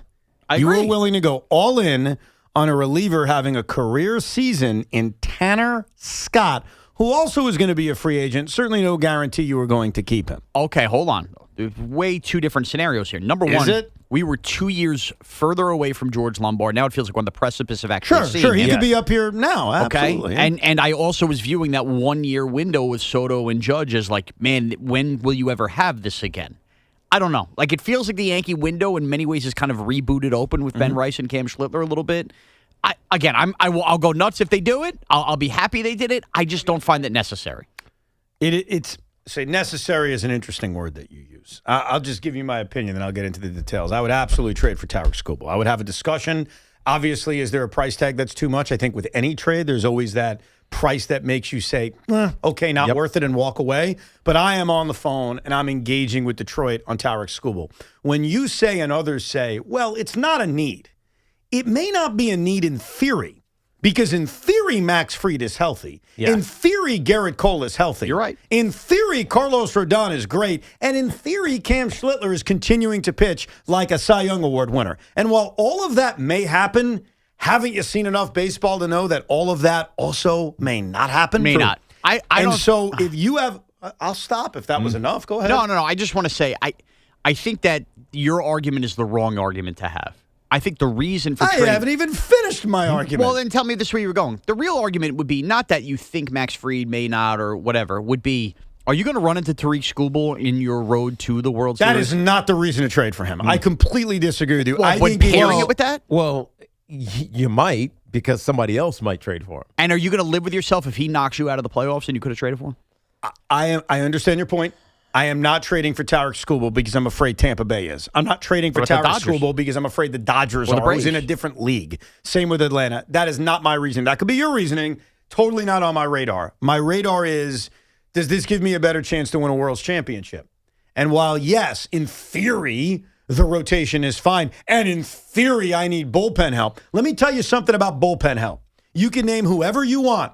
You can name whatever reliever you want to theorize is available at the trade deadline. You really think they're a sure thing than the two-time reigning Cy Young Award winner? Really? No, of course not. So then how could we even debate, but I need a reliever, Evan? What reliever makes you feel as comfortable with yourself as a guy who's won two Cy Youngs? The problem is there isn't a reliever. I mean, Aroldis Chapman, who we talked about last week, is the top one that potentially is available because the Red Sox stink. And we know Brian Cashman would be forced to apologize. They were pretty good. There's a reliever available. Kinley Jansen likely will be available. Josh Hader. But he's having a bad season. Devin Williams, Luke Weaver. It is Luke Weaver.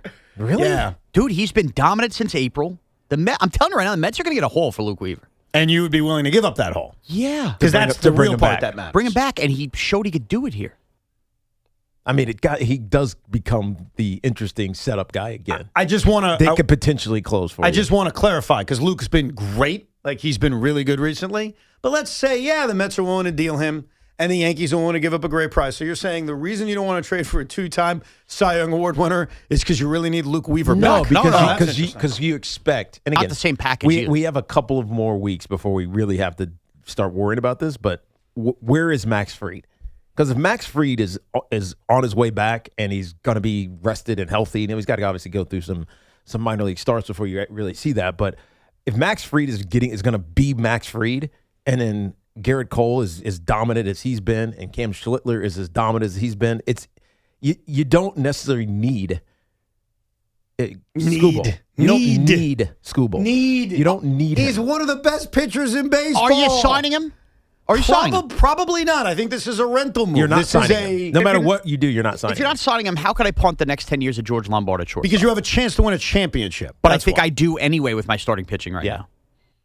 But that's how I feel. You do. No, but you think but you you have do. to project. You have to project what you think is going to happen. This is why it's hard to be Brian Cashman. Because you got to project. But Tiki, as good as Max Fried is, as good as Garrett Cole is, as good as all these guys are, and the Yankees do have a very much well-equipped rotation. Do you think those guys are better than Tarek Skubal? I mean, do you? Schlittler has the potential to be. He might be. Cam Schlittler's been amazing, but I'm talking about everybody else. Do you think that those guys are all better than Tarek Skubal, who's won 2 straight Cy Youngs? The answer is no. So to turn your down on it because, well, in theory I have this, this, and this, I don't think is the right way to look at it. Yeah, but do you need the best player to be the best team? I don't know. Ask the Dodgers. They do it all the time. Or I could just ask the Knicks.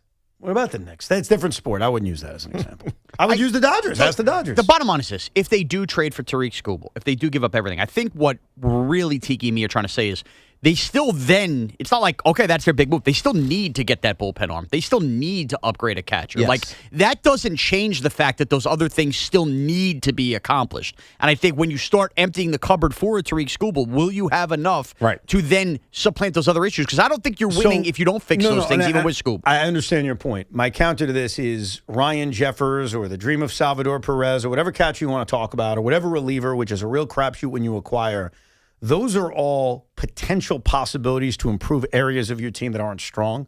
If your starting pitching is historic, like if you have a starting rotation that lives up to the resumes, then you can overcome inadequacies. The Washington Nationals overcame inadequacies to win a championship in 2019. They had like 2 arms in their bullpen that they actually trusted. Maybe it was 1 in Daniel Hudson. So if you're that good in one aspect of your team, you can actually overcome against the other Dodgers, aspects of your against team. the Dodgers in the World Series again. Say if that's the case. Yeah. Now you get to your bullpen and they just destroy you. Yeah, if Skubal comes out after 6, Doval's still coming in the game, dude. I understand that, but what if you're using other starting pitchers to eat up 6 outs? I mean, there's other ways you could try to attack it. It's kind of what the Nationals did. They were using Patrick Corbin out of the bullpen. Okay, but now the names. Am I trusting Carlos Rodon out of the bullpen at that point? I don't think I can. Am I trusting Will Warren out of the bullpen? Probably not. Maybe Clark Schmidt. Maybe. I just disagree with you guys. I disagree. Let's get to your calls. 888-808-1019 is the number. Mike's in Miami. What's up, Mike? Hey, Mike. What's up? Look, I hear what you're all saying, but I agree with you, Evan. Just like the Yankees traded for like Soto, and you have that tandem, Joe Soto, which is very dangerous. So the same thing with the pitching. Having a rotation of Skubal, Cole, Fried, Rodon, Schuttler, it gives you the odds to win the World Series. And the same thing that happened when the Yankees didn't trade for like Miguel Andujar for Garrett Cole. He went somewhere else. So you don't want him going somewhere else. I think do it. The same way as why they got Soto, they went to a World Series, they lost, but do it. I don't care about the future. The window is now. Well, the thing about the future to keep in mind, and I don't want to be irresponsible with this, but before George Lombard was George Lombard, Anthony Volpe was George Lombard. Before Jesus Montero, I hate to bring him up because he's not with us anymore, but before Jesus Montero was a bust, Jesus Montero was Miguel Cabrera. So the thing about young players, and where you at least have to give it thought, is I'm not saying just get rid of all of them, I don't care, but keep in mind when you're getting someone as good as Tariq Skubal, yeah, you're risking that George Lombard becomes a star if he's in the deal. But he also may not. He also could become Derek Jeter. He could. Aaron Judge became Mickey Mantle. He could. I understand the could. Ben Rice became Lou Gehrig. But what do you think? What do you think is likelier? Becoming Lou Gehrig or becoming Greg Bird? What do you think is likelier? I mean, it depends on the prospect. I think Lombard's going to be really good. I'm convinced of that. And my disagreement with you is not about George Lombard Jr. My disagreement with you is that for a reliever in Tanner Scott, it was worth it. But for a guy who's won 2 Cy Youngs, not worth it. Hold on. I find that to be unbelievable. When a guy is in single A 2 years ago, it is a further crapshoot. We have seen more in 2 years. It's not about the player more than it is you were willing 2 years ago to say, hey, I'm going all in. I'll give up whatever for a reliever. Relievers are so hit and miss. Have you not seen the relievers you guys got last year? They lost the World Series because of bullpen decisions. But it doesn't mean that reliever is going to come over and be great, as you saw last year from the Mets and the so Yankees. Pick the George Lombard of single A this year, and I'll gladly give it up for Tariq Skubal. Or just go get the best pitcher in baseball if he's available. They have him. Well, the more established best pitcher in baseball. I don't want to shortchange Schlittler because he's been the best pitcher in baseball this year. You can't. But Skubal did win 2 straight Cy Youngs. And he's also coming off a elbow procedure. I get you. Are you worried about him? I mean, until I see him go dominate, yes. That's another element to it. Maybe you are worried about him. He's only made 2 starts. They both have been average at best. Yep. Maybe there's a level of worry that the 12 starts you get from him or whatever in the postseason won't be the Skubal of years past. Right. I just think he's the ultimate let's go for it player. It doesn't mean at all costs. It just means I don't like shutting down the argument because you believe you need relievers more. That's not the reason to shut it down. No, my point. But I think what Sean is saying is you also are going to need a reliever. You can't trade for Skubal, and then that's the thing you do. That's the point, as great as it is. They have to do those other things. Vinny in Middletown. Hey, Vinny. How are we? All's well. What's up? So I want to talk about how trading for Tariq Skubal, if we want to win a championship this year, that is the move that we need to make. Why? He is a must-have player on this team. When you get rid of George Lombard, who's only batting .240 in his career in the minor leagues, and you look at Tariq Skubal and you put him in the best pitching rotation in baseball, we are the best. We would be the best pitching rotation for years to come. You know what's funny? You're already the best pitching rotation, but you would just be getting stronger. You would be stacking the deck. You would be improving the odds, whatever cliche you want. So it's not a need, but it makes you better. Yeah. They didn't need Roger Clemens after they won 114 games in 1998, but you went and got him. That's a different era, and you know it. It's a different MO. It's a different era, but they didn't need him, but you had a chance to get better. And so did the Dodgers need Kyle Tucker? By the way, that's worked out well. But did they need him? No. And I think that's the aspect that some Yankee fans have that you guys are not seeing. It's not that they need him. The rotation's fantastic. It just makes him better. Just like the Dodgers have been doing. It's a very Dodger-like move. Did the Dodgers need Tariq Skubal? The Dodgers are different than the Yankees and any other team in It doesn't matter. They want to act like the Dodgers. No, the Dodgers the Yankees don't want to act like the Dodgers. Well, but fans do, and that's what we're talking to right now. Yeah. We're talking to Yankee fans. The Dodger-like move would be add Skubal and fix those other things. I think this is our point with the Yankees. This would be the Yankee move. They would turn around and go, well, we wiped our farm system out. We can't do that to add the reliever. We can't do that. It's not the same trade package. The Yankees would be done. You also created a very interesting Rico Brogna topic. The Rico Borgagna podcast. Do you know what it is? Have you figured it out yet? Yeah. This is the Rico Brogna podcast. What? How much can we get for Luke Weaver? It's more, do you trade Luke Weaver? Because remember, Luke Weaver signed a 2-year deal. Oh, right. He is not a free agent at the end of the season. Yeah, so you forget that. Depending on how the Mets view the post-lockout world of 2027, he's not a rental. Like Freddie Peralta's a free agent, right? So it's kind of easy. Brooks Raley is a free agent, so it's kind of easy. When you have a guy signed for another year, I don't think it's as open and shut as, well, we suck, let's just get rid of him. So that's a very interesting discussion I have to have now. It's coming that way with the Cinco next hour as well. Really? Giving us a Cinco preview. The 5 Mets that won't be Mets at the end of the summer. All right. So if we don't talk enough Mets, at least Sean's giving it to you. I made sure to take care of everybody. That might need to be like a Diaz Day luncho. What do you mean a Diaz Day lunch? Like 10 of them. I don't get the Diaz. Diaz. It's not just 5. I thought he meant that with Diaz. No. Come on, it's no cockfighting here. I was thinking about Edwin Diaz only because the Mets do play the Dodgers in a couple of weeks, and I still have that rule that I have to follow where I have to wear the right. You have to wear the L. I have to wear the L, even though Diaz is hurt, involved in a cockfighting ring and all that. I don't think. I think because he's not playing, I think you're exonerated. Are you sure? Yeah. May have to recheck the rules. Are we sure about that? Yeah. All right. Because it doesn't make sense if he's just wearing the L for the Dodgers. It's not the Dodgers. It's Edwin Diaz. Well, it was me reporting or suggesting that Edwin Diaz was going to re-sign with the Mets. And the funniest part about it is David Stearns has done an atrocious job. The best thing he probably did was replacing Edwin Diaz with Devin Williams and Luke Weaver. As crazy as that sounds. Because that whatever, because it's swept under the rug cockfighting thing would not have gone unpunished in the media in New York. Correct. We would be talking and about Major League Baseball would investigate it. But because it's the Dodgers, no biggie. We don't see anything here. Nothing to see here, guys. But if it was the Mets, it would feel like a bigger deal. Yes. We'll get back to your calls, your thoughts on the Yankees' pursuit of Tariq Skubal, 888-808-1019. And speaking of trading for big-time players, we all know and accept and agree that the Knicks should not be trading for Giannis. But in the next 24 hours, Giannis is going to be traded. And he's very likely to be traded to an Eastern Conference rival.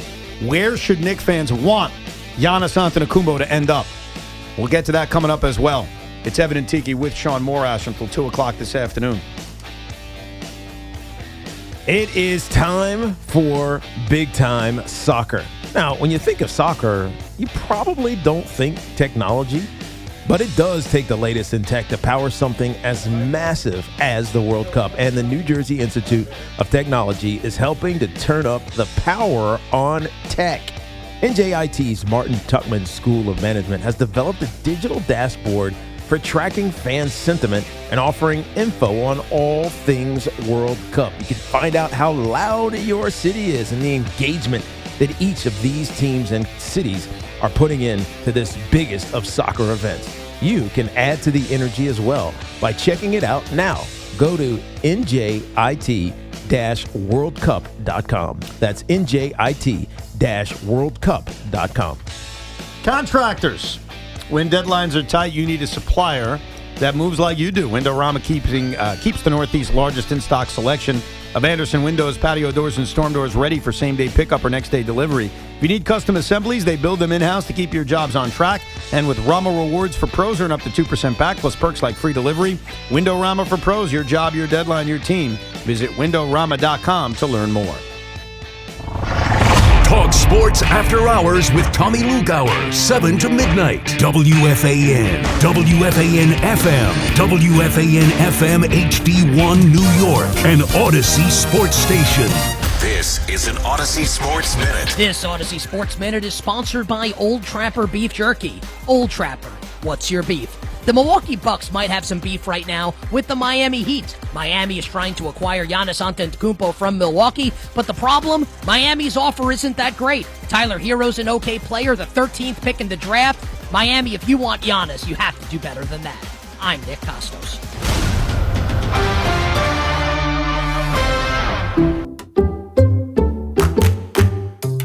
Allstate is Metro New York's trusted auto insurer, protecting cars across the tri-state area. We're by your side when you need us most, providing you with affordable auto coverage you can rely on. So, switch to Allstate today, and you could save an average of $713 on auto insurance. You're in good hands with Allstate.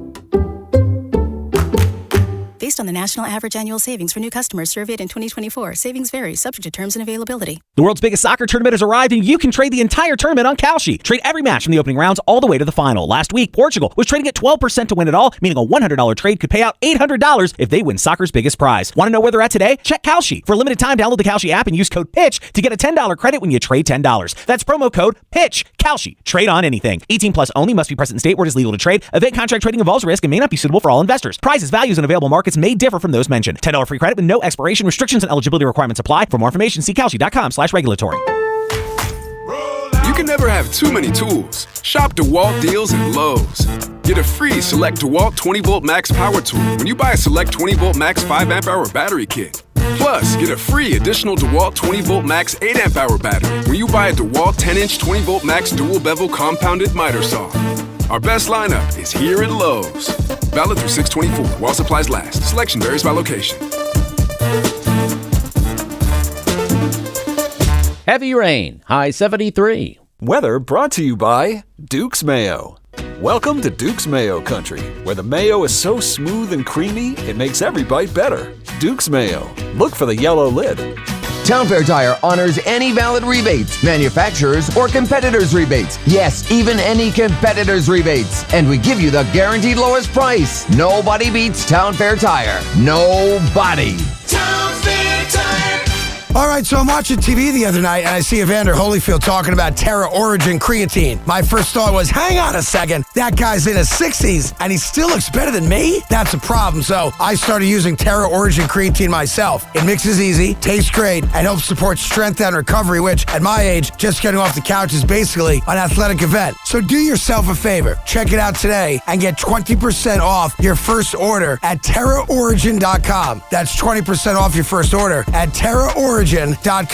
John Montone, are you ready to make this the summer? Yeah, Todd, the summer. But where do I find the summer? At Ramsey Chrysler Jeep Dodge Ram. Because we have some amazing incentives to get you behind the wheel of a Jeep or Ram truck. And you can really make this the summer when you step into a new 2026 Ram 1500 Bighorn Crew Cab 4x4. Lease for just $399 a month for 39 months and just $48.88 due at signing, plus tax, title, and registration. Or buy and get 0% APR financing for 60 months. My summer is definitely being made during Ramsey Chrysler Jeep Dodge Ram's Make This the Summer event. Ramsey Chrysler Jeep Dodge Ram, home of exceptional people, exceptional deals. Call 833-853-2969 for details. Tax title registration extra. 0 security deposit. VIN number T4174388. MSRP $64.25. APR at $16.67 per month per $1,000 financed. And $630.26. You matter, and so does your well-being. If you're facing tough moments, struggling with anxiety, depression, thoughts of suicide, or substance use, help is here anytime you need it. Call, text, or chat 988 for free confidential support. New Jersey's 988 Suicide and Crisis Lifeline is here 24/7 for you or someone you love, with trained counselors who listen and care without judgment.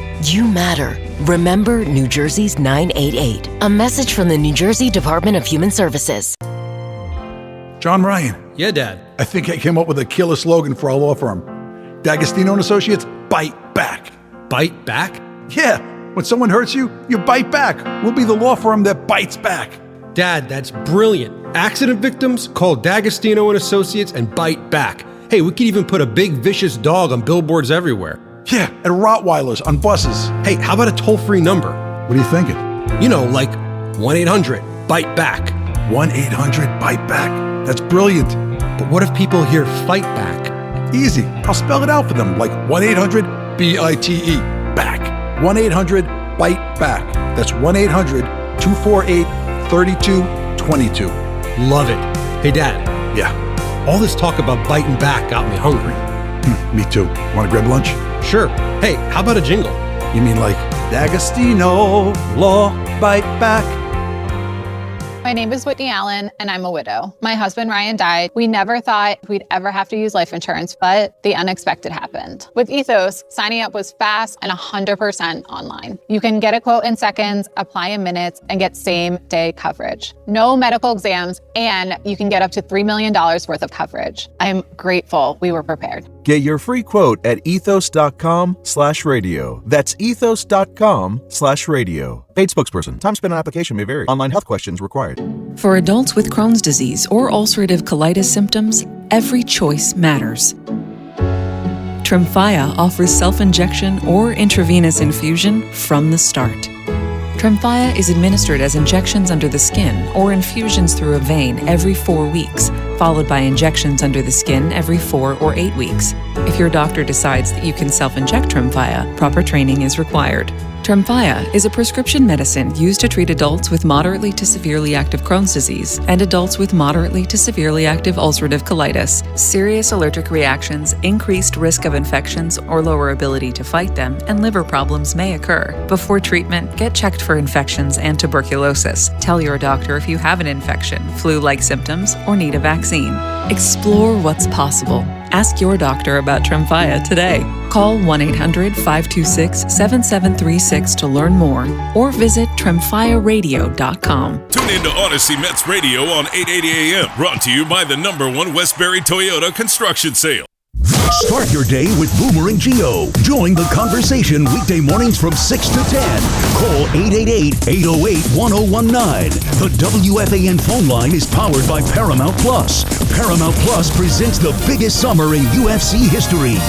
We've been on for 2 hours. There's still a lot to get to. If you've missed any of the show, you can rewind it on the free Odyssey app, including the Geno Smith video that popped up on social media yesterday from an ex claiming that Geno was beating her up.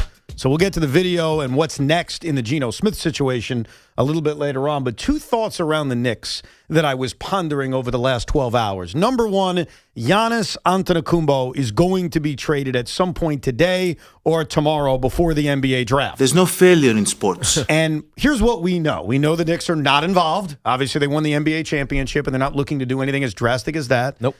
We know that the other team in town, the Brooklyn Nets, are not involved unless they're a facilitator as a third or fourth team. And so the reporting from Shams and Jake Fisher and a lot of the NBA insiders is that this is down to two teams, the Boston Celtics and the Miami Heat. So, again, I put my IBO hat on, and I said, all right, if I'm a Knicks fan, where do I want them going? Now, let's be real. I know you guys won the NBA championship, and there will be some who are screaming at the radio saying, it doesn't matter. They all suck. We're the Knicks. I don't care. And by the way, I'm sure some people feel that way. Right. But I do want to at least think about it. In terms of, well, you may eventually care. On June 22nd, you may have that confidence, and I respect that. But eventually, Giannis Antetokounmpo, assuming these reports are right, is going to be on an Eastern Conference team. And assuming he's healthy, they may be some kind of threat. So it is fair to at least engage in, all right, as a Knicks fan, where do you want him going? Miami. You want him in Miami? Yeah. Completely disagree with you. You want him in Boston? If I'm a Knicks fan. Why? No. You go first. Because, he's away from you. What do you mean he's away from you? They're both in the East. I understand that, but it just feels like in Boston, especially if they keep one or both of their two stars. Well, one of them's gone. Jaylen Brown is in this trade. So just remember, Giannis for Jaylen Brown plus other assets will be involved. So I don't know. Again, this is contingent on how he ages. But let's say this is peak Giannis, peak-ish Giannis. He all of a sudden the Boston Celtics become your biggest threat in the East, and it's always been that way. To be honest with you, we talk about it every single season. The Celtics are going to find a way, even with Jason Tatum not healthy at the beginning of the season. You still knew that they were going to be viable, and then he gets healthy, comes back probably too soon because he did have some trouble in the postseason. But still, it creates a behemoth that is essentially your rival. Interesting. I think Miami is, while they're an Eastern Conference rival, they're not your rival. It's just different. It's a different feel. No, you're wrong about that. They are their rival. In fact, most Knicks fans hate the Heat more than the Celtics, and divisions don't matter. Oh, absolutely. Based on the 90s, yeah. Yeah. I think Miami is certainly up there. But they're both Eastern Conference rivals. Right. Like, I think they're both threat. The reason I would want him in Boston, and hear me out on this, is I think if the Celtics just keep this team together and they don't break it up, I think the Boston Celtics are a real threat next year. If they make the proper tweaks. They feel flawed to me. They feel flawed to me. Well, keep in mind, they finished with a better record than the Knicks. I know, but Jason Tatum missed 75% of the season. But something feels off with that team. Well, I'm assuming that whatever's off, if it's the relationship between those two guys, they can figure it out. I thought their roster took a downgrade last year, mainly because they were avoiding the second apron and getting away from it. Yeah. I think that they have already proven, built around Jaylen Brown and Jason Tatum, they can go to the NBA Finals. They've been there twice. They've won a championship. I'm not saying they're better than the Knicks. I'm merely saying if they just kept the team together and added to the pieces that they have, the Celtics are a threat. They are one of the legitimate contenders to the New York Knicks crown. If they get Giannis, I don't know what they are. I'm not convinced they're better. Well, I'm not convinced that they are a superpower. How do you know what they are? They are in Miami then? He is in Miami. One at a time. Okay. I'm just explaining why I think the Celtics are a sure thing and a bigger threat if they keep this together, as opposed to saying, screw it. Right. We fell apart against the Sixers. Let's break it all open. I'm not convinced that trading for Giannis and trading a 30-year-old Jaylen Brown for a 32-year-old Giannis Antetokounmpo who will not age as well, I'm not convinced that makes them the behemoth you describe. So even if it's close, if Giannis goes to Boston, Miami is not engaging in some kind of new look team. If Giannis goes to Miami, I think you've got two threats. You've got the Celtics, who possibly with tweaks are right there again in the Eastern Conference. And who knows about Miami with Bam and Giannis, and Eric Spoelstra is one of the greatest coaches in the world. So I'd rather him go to Boston because, A, it keeps Miami in the corner as a non-threat for now, and it takes a Celtic team and I guess makes them better, but I'm not convinced of it. So if I'm a Knick fan, and again, I'd have confidence I can beat anybody. This is not about who am I afraid of. Yeah. We just need to word this properly. Which is nobody. Which is nobody. You won a championship. You are the defending champion. Absolutely. You know Indiana should be better. You know the Sixers are the same fraudulent team they always are. Same with Cleveland. Like, those are the almost your certainties of being there, but they're more like gnats that fly around your face. They're not going to beat you. I think that Boston takes their core, breaks it, and maybe they're as good, maybe not.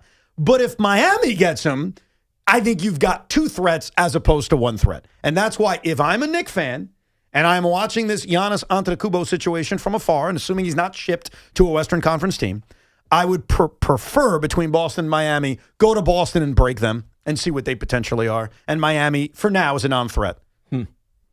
But I think it could go either way. What you just described for Boston, the same thing could happen with Miami. Well, I don't think Miami's a threat to begin with. That's the difference. Like, I think Boston is, because they were. They blew a 3-1 lead. Jason Tatum wasn't healthy. So crap happens. So if Giannis is all of a sudden in Miami, they're a threat? Oh, yeah, I think they become a new threat. I'm not saying they're better than the Knicks, but they're like a new threat, sure. Absolutely. Yeah. Especially because I trust Pat Riley and Eric Spoelstra to put the proper roster around those guys. But, yeah, I think him going to Miami is a bigger threat than him going to Boston. Absolutely. I don't know. I just feel like this Knicks window is probably going to be short-lived the next 2 to 3 years. I don't want a monster Giannis Tatum team existing in my realm. That's it. So I guess I'm agreeing with you now that I'm thinking about it, right? I've actually lost sight. You're actually disagreeing. I've lost sight on this now. I'm saying I don't want him with Boston, no. See, I would want him with Boston. Miami doesn't grow into a threat, and I'm not convinced the Celtics are better. I'm not convinced of that.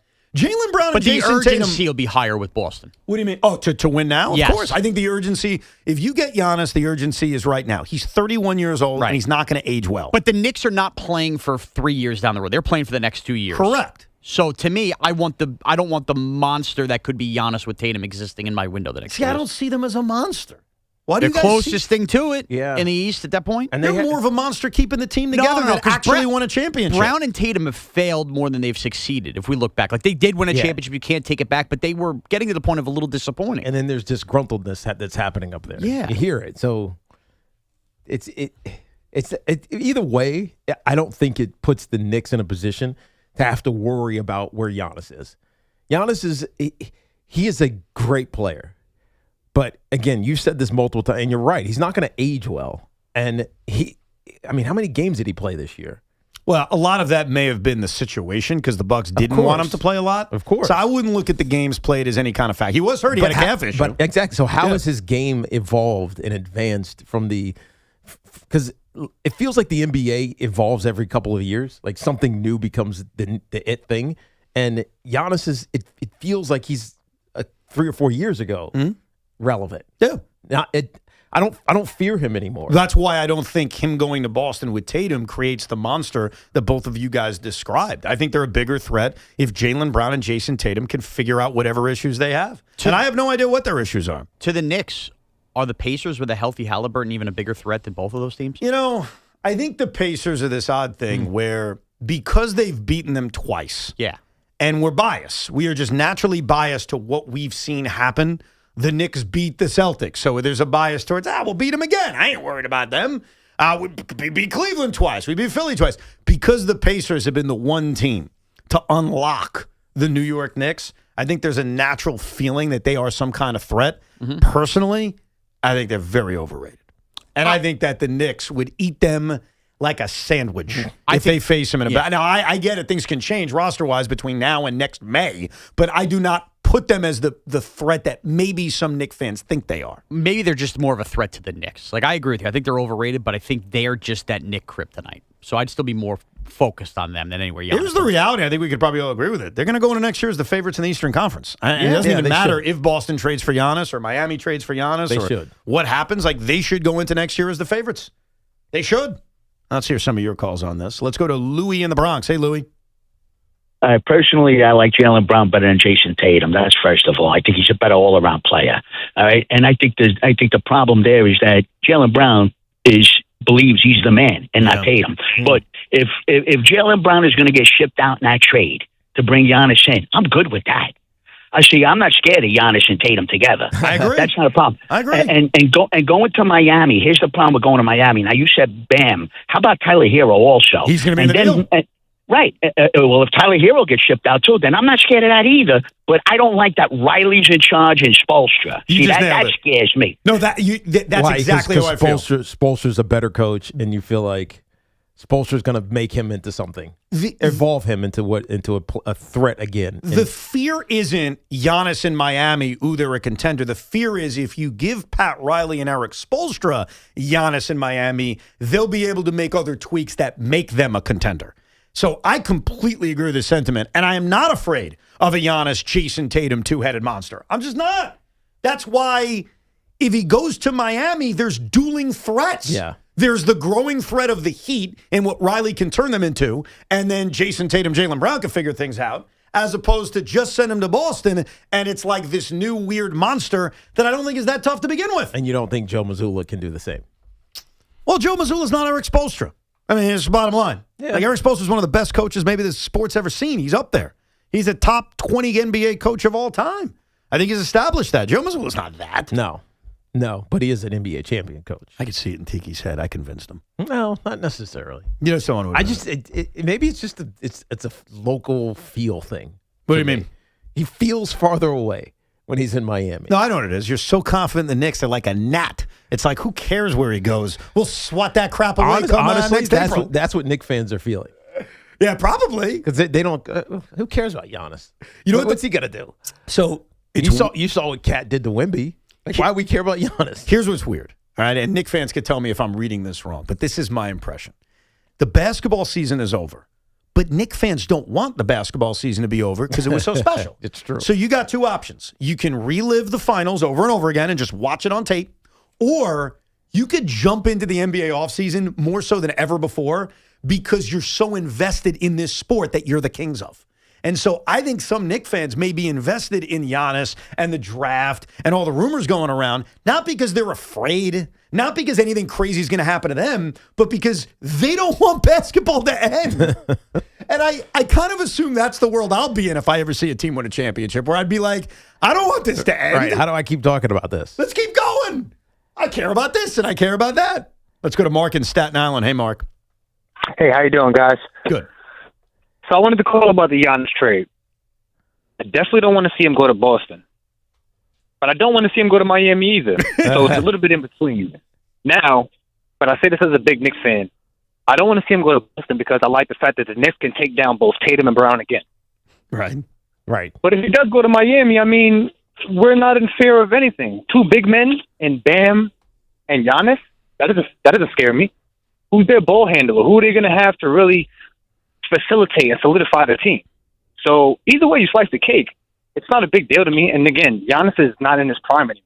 So, I mean, the last time they won the finals was 2021, and he hasn't won an MVP in a couple of years. Mark, this is why, if I could ever give personal advice to Giannis Antetokounmpo, he's making a huge mistake. He should just stay. He should stay because wherever, be a legend there. Just do it. Like, finish your career. Be the guy. He's already done something kind of similar to what Jalen Brunson did. I agree. Like the I agree with Milwaukee you. Bucks also had a drought. And they won an NBA championship. And it doesn't matter how they did it or who they beat, because you could play the same game, put an asterisk on the Bucks, look at the Nets injuries, look at the Hawks, look at the Suns, COVID, all that. You could put whatever asterisk you want on the Bucks. They won an NBA championship. He is a legend in Milwaukee. Wherever he goes, and look at the two examples, Boston and Miami. Yeah. They have a history They're not of ideal. winning. Yeah. If he doesn't win in either place, he is a villain. He's a loser who didn't get it done. And especially if he's, because what is he, 34 now? No, he's 31. 31? 32. 32. So this is year 32 season. He's 31, 32. Yeah. So, yeah, that's right. He is 32. So this year 32 season, let's say he, I don't know, misses 20 games because of whatever. As a shell of what he was when he won a championship in 2021. Now, all of a sudden, this new fan base hates you. Exactly. That's why him leaving is idiotic. Yeah. It's just stupid. By the way, we mentioned earlier that Edwin Diaz is coming to town in a few weeks, and we made this deal that because I was wrong about Diaz re-signing, I'd have to wear an L. We now have the audio from December 9th where you made the conditions on if I'd have to wear an L if Diaz is on the injured list. Yes. Let's take a listen. Are you ready? I don't remember. So let's hear it. Baseball season? Yes. You have to wear that L to every Met Dodger game. Everyone. And every day on the show, the Mets are playing the Dodgers, you have to wear the L. So they're in L.A. in April, I got to wear the L. You got to wear the L. All right. When they're in city in June or July, whatever Yeah, it is. sometime during the summer. Sometime during the summer, you got to wear the L. And when you schlep over to Citi Field, take it with you. Deal? Fine. Sound good, Tommy?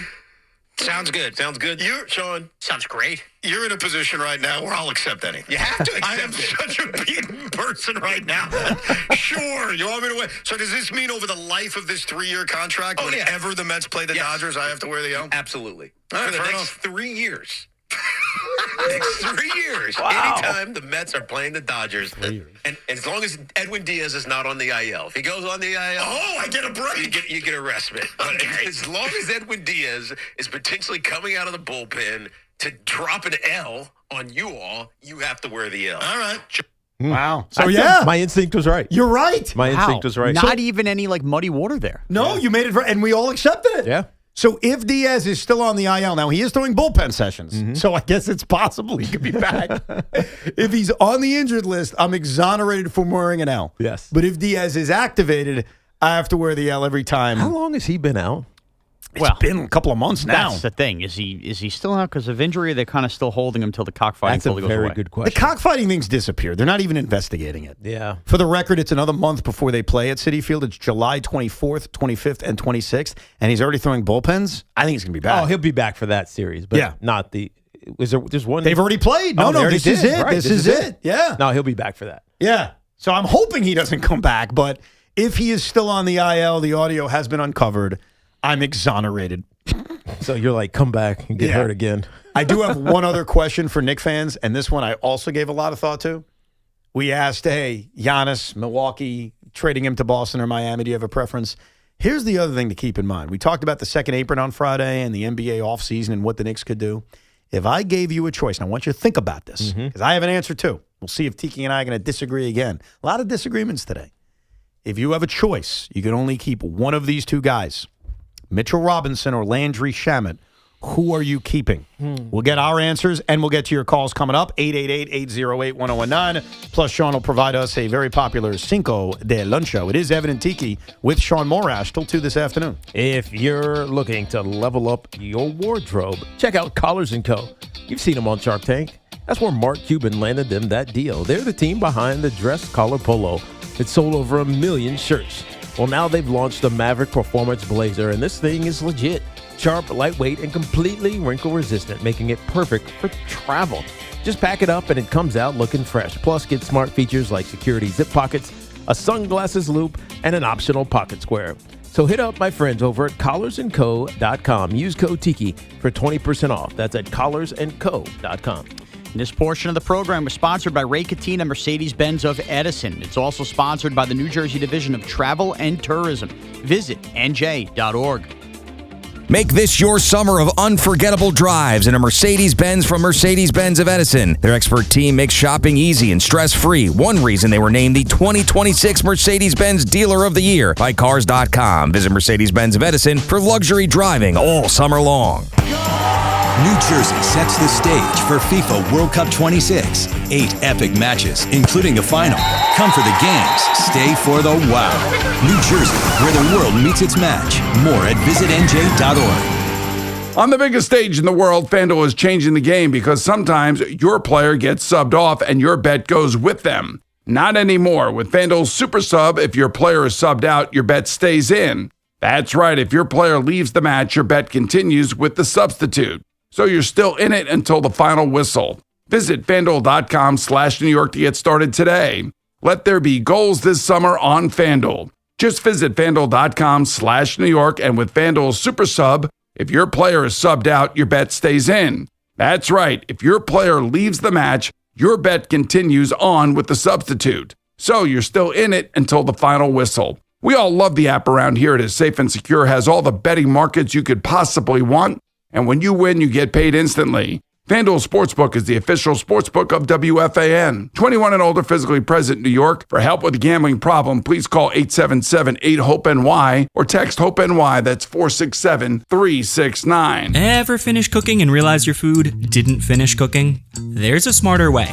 With the Chef IQ Sense, guessing is over. It's a smart thermometer that alerts your phone the moment your food is ready. So steaks hit perfect doneness, chicken stays juicy, and dinner just works. Insert the probe, choose your doneness, and relax. Because great cooking isn't luck. Your food is ready. It's Chef IQ. Use code RADIO at checkout to save big on ChefIQ.com. That's code RADIO at ChefIQ.com. Hey, if you have a small business, you might not know you could be wasting money on your business mobile plan, paying for stuff you don't actually need. But with my Biz Plan from Verizon Business, you can choose exactly what you want and only pay for what you need for your business. When you're in control of your mobile plan, you can make every dollar count. Visit VerizonBusiness.com. Do it today to learn more and make the switch. Verizon Business. Looking for the best value on new tires? Get to Town Fair Tire. We honor every valid manufacturer's and competitor rebates and give you the guaranteed lowest price. Nobody beats Town Fair Tire. Nobody. Town Fair Tire. Hey Yankees fans, join us at Yankee Stadium on Saturday, July 4th for a very special patriotic giveaway. It's the Yankees 4th of July Hat Day, presented by Baby Ruth.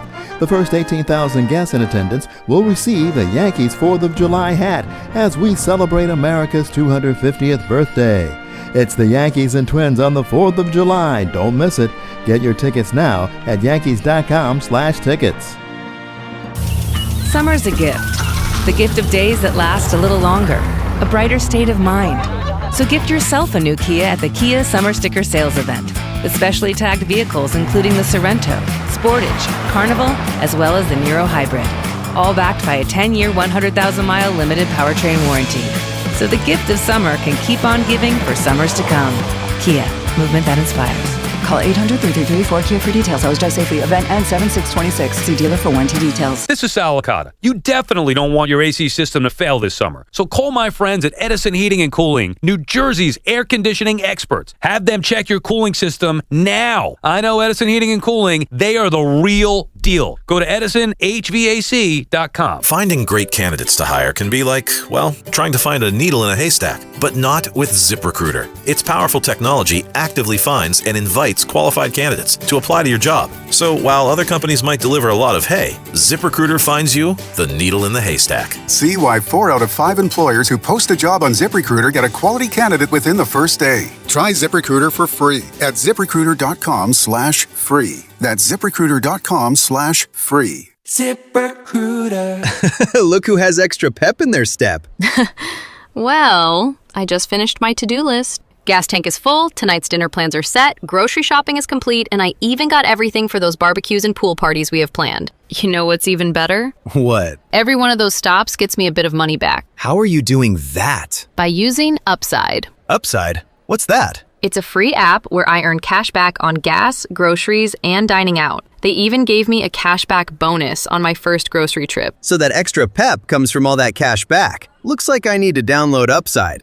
You really do. Earn cash back on errands and everyday essentials.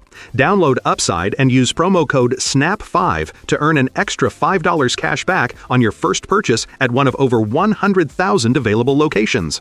That's promo code SNAP5 for an extra $5 cash back. Remember, use promo code SNAP5. Offers vary by user and location at participating merchants. Go to upside.com for terms and conditions. HL Gross Jewelers of Garden City is Long Island's premier engagement and wedding ring destination. Visit HL Gross today or online at hlgross.com. The times you spend with your friends and loved ones are the best.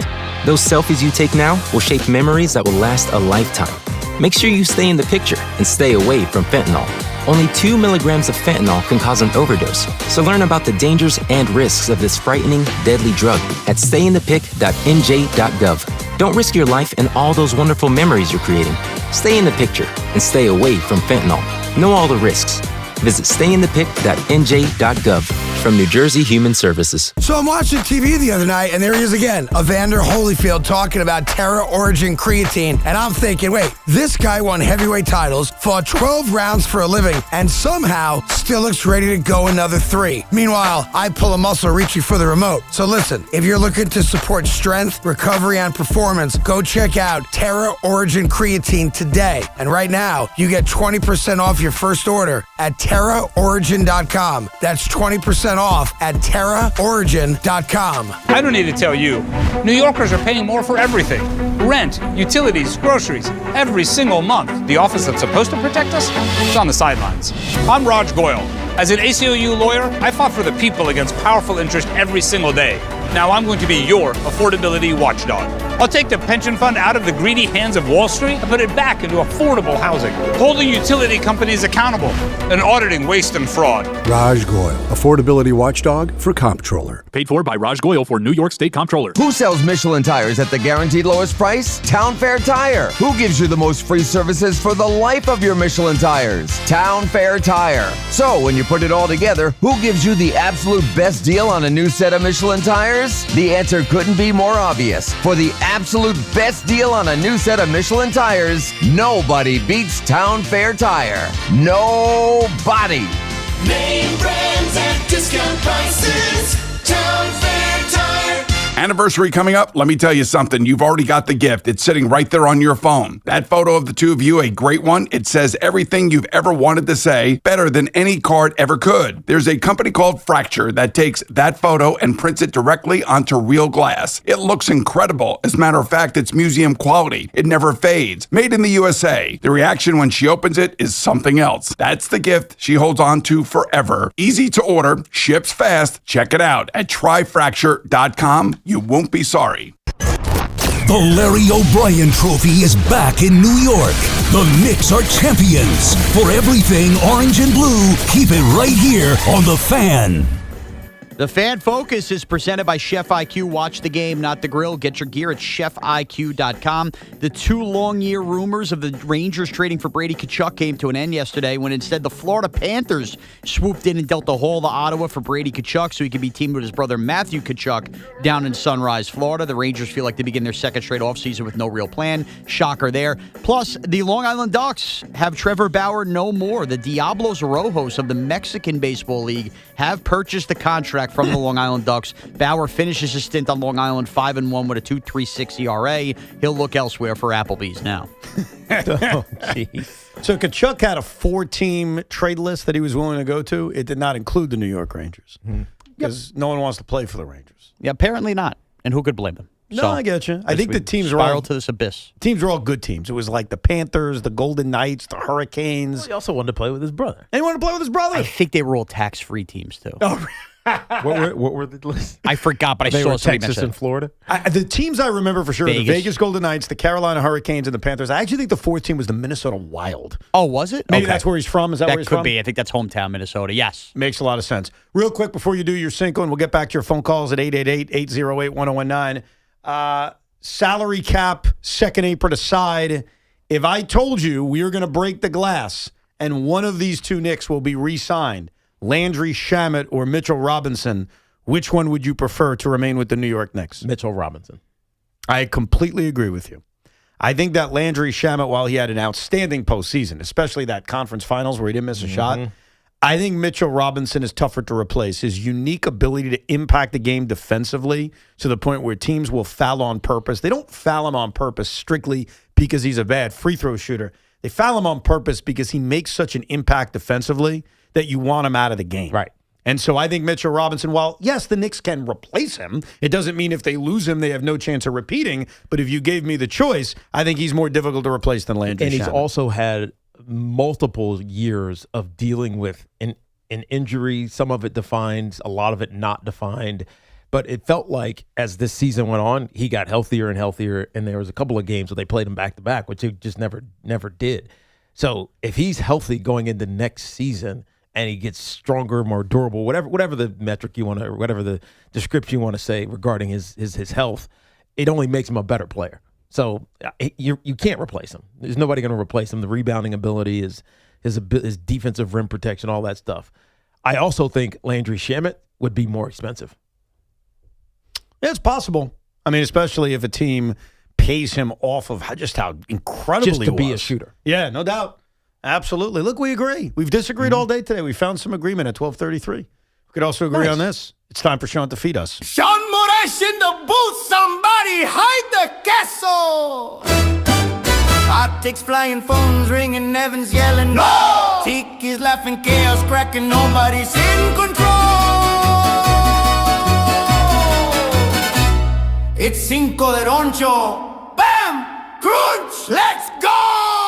Happy Monday. Cinco de Luncho is brought to you by Helix Wireless, connecting everything, everywhere. At the risk of not knowing what happened Friday, I hope this is a fresh one, but it's simply the 5 Mets that should not be here after the trade deadline. We didn't talk Mets on Friday. Okay. We didn't talk Mets on Thursday. We didn't talk Mets on Wednesday. I think you're clear. Yeah. All right, just making sure. Met fans, just know I'm taking care of you here. Here we go. Here we go! Number 5. David Peterson, get what you can get. Maybe some team views him as a bullpen arm. It is pitching depth. He was an all-star a year ago, but boy, does he stink, and I'm tired of looking at him. Crazy to think he was an all-star last year.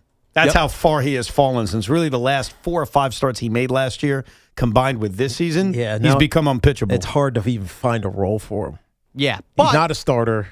I guess he's a long reliever, but not really sometimes. But it's hard to find a role for him. Take our Mets, he stinks out of it. Guys like David Peterson are hot commodities every trade deadline. Mets suck. Guy could fill starts at the end of the year. They always get dealt. Yeah. Number 4. Sorry, I didn't mean to cut you off with the voice guy there. It's all good. All right, I'll just move on.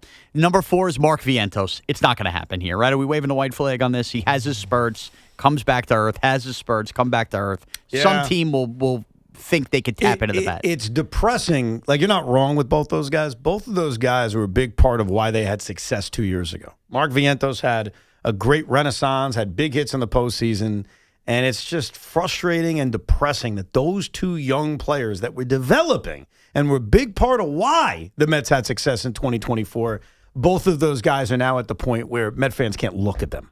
Yep. All right. Number 3. I teased this last hour. I know he's got another year in the contract. Number 3 for me is Luke Weaver. You're being biased. Well, here's the thing. He just wants him.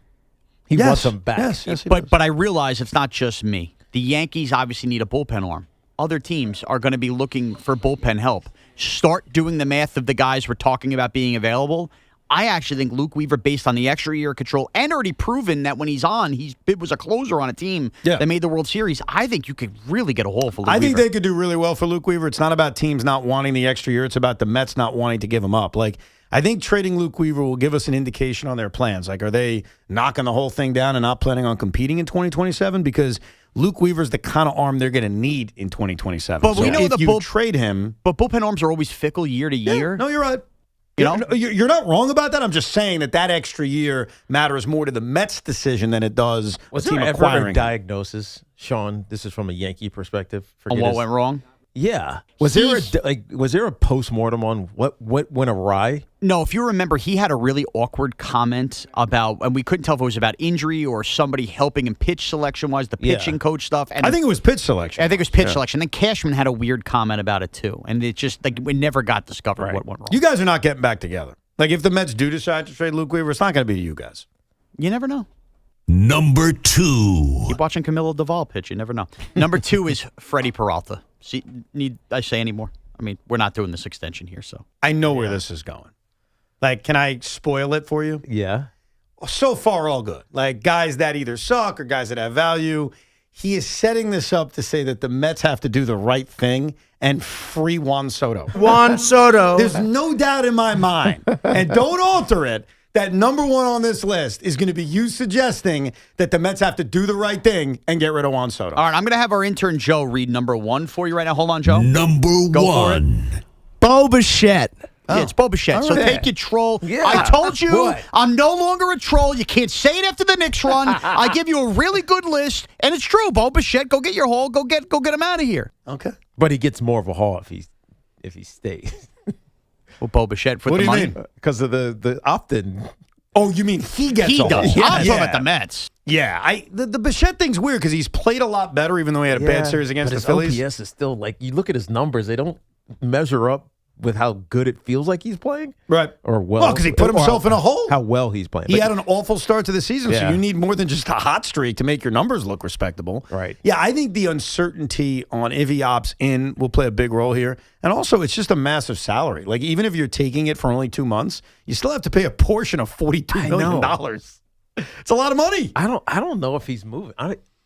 It doesn't make sense because he's not good right now, or he is, but hasn't been all season. And who wants that salary? I kind of lean towards they're not going to be able to trade him. And then unless they pick up a lot of the money, and that's a big factor we don't Yeah. know about Cohen. Cohen was willing to do that in 2023, Right. where he ate Verlander and ate Scherzer. Is he going to eat Bo Bichette? Not actually eat him, but you know what I mean. Eat the contract. I don't know if he will. There's just so many teams in contention. I think you'll find a bite.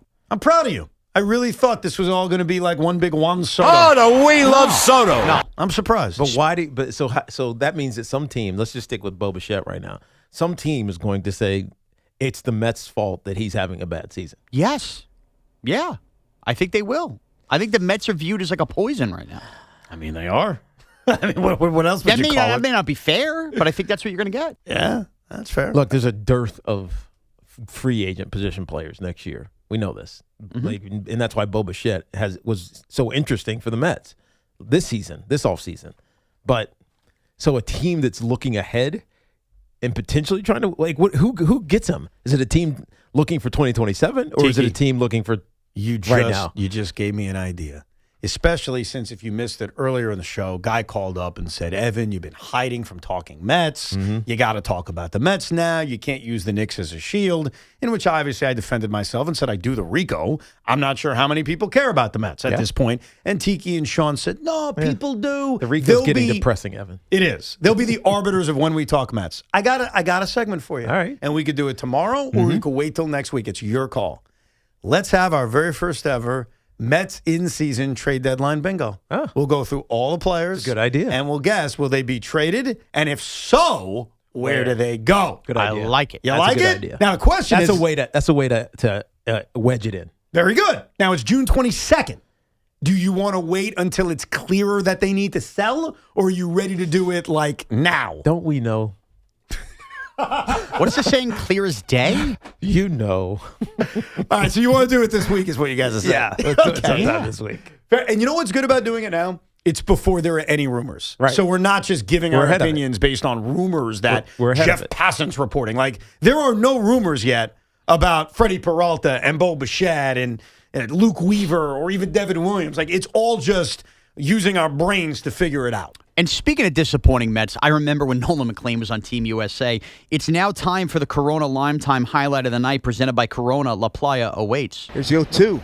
Swing and a miss. Good pitch by Cam Schlittler. That's strikeout number 13. That's a career best now, surpassing the 12 that he got in the playoffs last year against Boston. Yeah, the 13th K from Cam Schlittler on Friday night, your Corona Lime Time highlight. Good for him. He should have been on Team USA. In fairness, Cam Schlittler chose not to pitch in the WBC to focus on recovering from like a lat and back injury he had in spring training. So this isn't about the USA not believing in him. This is about Schlittler making a choice to not pitch in the WBC. So I don't know why you're turning this into a Schlittler-McLean thing. I'm so sorry. So many people told me that he didn't even belong on the team. That's why I was saying that. No, people did say that. And, some other people said that the Islanders have a better chance to win a championship than the New York Knicks. Because the nature of the sport. Yeah. At what point do you take an L and say, hey, I was wrong, let's move on? And some people have also said that Mikal Bridges was never getting traded to the Knicks. And I was wrong about it. At some point, don't we just move on from our wrongness? Like, at what point do you, you're holding it against Met fans, just like I'm mockingly holding it against you. I didn't say anything about Met fans. They were wrong. Schlittler may win the Cy Young. Nolan McLean may not even win Rookie of the Year. Like, what more do you want? Some have said Jacob deGrom is better than Cam Schlittler. Well, that's true. But is it? Yes, but what? Really? I don't know. At his best, would you rather Jacob deGrom or Cam Schlittler? Jacob deGrom, no question. You're seeing Schlittler at his best. You'd rather deGrom? Yes, deGrom. And you do a baseball podcast? Yes. deGrom at his best was better. Anyhow, back to the point. It's over. There is no Schlittler-McLean debate. Why do you keep bringing it up? At his best, who was better in this town, Jacob deGrom or Jalen Brunson? Jalen Brunson. Our graphics department said different. The graphics department lied. They just tried to make. Were you not here that day? I was. That's why I'm trying to. Oh, right. No, he knows all about it. Yeah. The point is, oh, it's that's right, over. because you were the one that brought it up. Yes. You brought up deGrom. I never brought deGrom up. All of a sudden, and by he's the way, like, you answered it correctly. Yes, he said, is Brunson better than deGrom? I was like, of course he is. I love Jacob deGrom. I don't put my fandom ahead of things the way Sean does. But he continues to start this McLean-Schlittler debate. It's over, dude. You guys won it. What more do you need from people? More acknowledgement. Yeah. We acknowledge you. What's the Yankees' record versus teams over 500? I think they're a game under 500. Huh, okay. Let's get back to your calls. Let's go to Jake in New Jersey. What's up, Jake? Hello, Jake. I love the show. Evan, I wanted to ask you a question. I'm a Knicks fan, but I'm a fan of the Nets as well. Thank you. So who do you think are the top 3 most realistic not trade targets, but potential draftees? I think they want. Now, there's a big difference between what I want and what I think the genius Sean Marks will do, who obviously knows so much more than all of us. How does Sean Marks still have a job? That's 3 times a day. I want Darius Acuff Jr. I have seen enough. I think he's got the highest ceiling of anybody that would be there at 6. Right. He's mocked in most of the mocks to the Nets. But he's not going to the Nets. Sean Marks will not draft Darius Acuff Jr. I hope. Why? Why? Because he's not a Sean Marks type player. So what is a Sean Marks type player? The guy they will likely draft, if available, is Mikal Brown. If he's not available, I think a trade back is likely. I think Nate Ament from Texas is a guy that they're eyeing, which is going to cause Net fans to riot. But if it's up to me, and that's why it's interesting when you ask the question, there's what I want and what I think the Nets are going to do. I think what they're going to do, if Mikal Brown is available, is draft him at 6. I would draft Darius Acuff Jr. I think he's got the highest ceiling. I understand defensively he wasn't great, and he doesn't have the size. Haven't we heard that before? I mean, geez, that sounds familiar. But that would be the player I would want. But I think we're looking at the Nets drafting Mikal Brown at 6. That's my guess. Let's go to Jackson in Long Branch. Hey, Jackson. Hey, what's going on? As a Knicks fan, I completely agree with the take. I don't want to stop talking about basketball in the offseason, so I got 2 points. first off, I agree with the take that I fear Giannis going to Pat Riley more than I do with Boston, simply because I think the Jason Tatum-Giannis combination is not something that I think would mesh. I think it meshes in theory, but I would be fearful of how it actually gets to go in execution of that with them on the floor together. And then to answer the question of Landry Shamet and Mitchell Robinson, I'm going to play the devil's advocate, even though you guys found something to agree on. I love Mitchell Robinson so much, and my heart says I don't want him to leave the team. But looking around the league, I think that there are guys like Daniel Gafford and was it Likely, and there's other people you could go get for a Mitchell Robinson. If you let Landry Shamet walk after shooting 12 of 13 versus the Cavs, handedly propelling our success in that series specifically, I would fear how the spacing moving forward. And I love Mitch as a personality and as a player. He's been with us for so long, but he is a flawed player in aspects like the free throw, and I think there's other guys you could fill in that role. I think that finding a guy to shoot the lights out, the way Landry Shamet did in the Eastern Conference Finals, you can do that. Right. You can find guys who are going to get hot at the right time. There are plenty of those guys. Mitchell Robinson isn't just your typical, he's big, he can defend a little bit, and he can grab rebounds. He's just not your typical big man who does that. By the way, Landry Shamet does also play pretty good defense. Oh, no, absolutely. He's a good two-way player. Right. I think what you shortchange with Mitch is truly how he impacts a game defensively.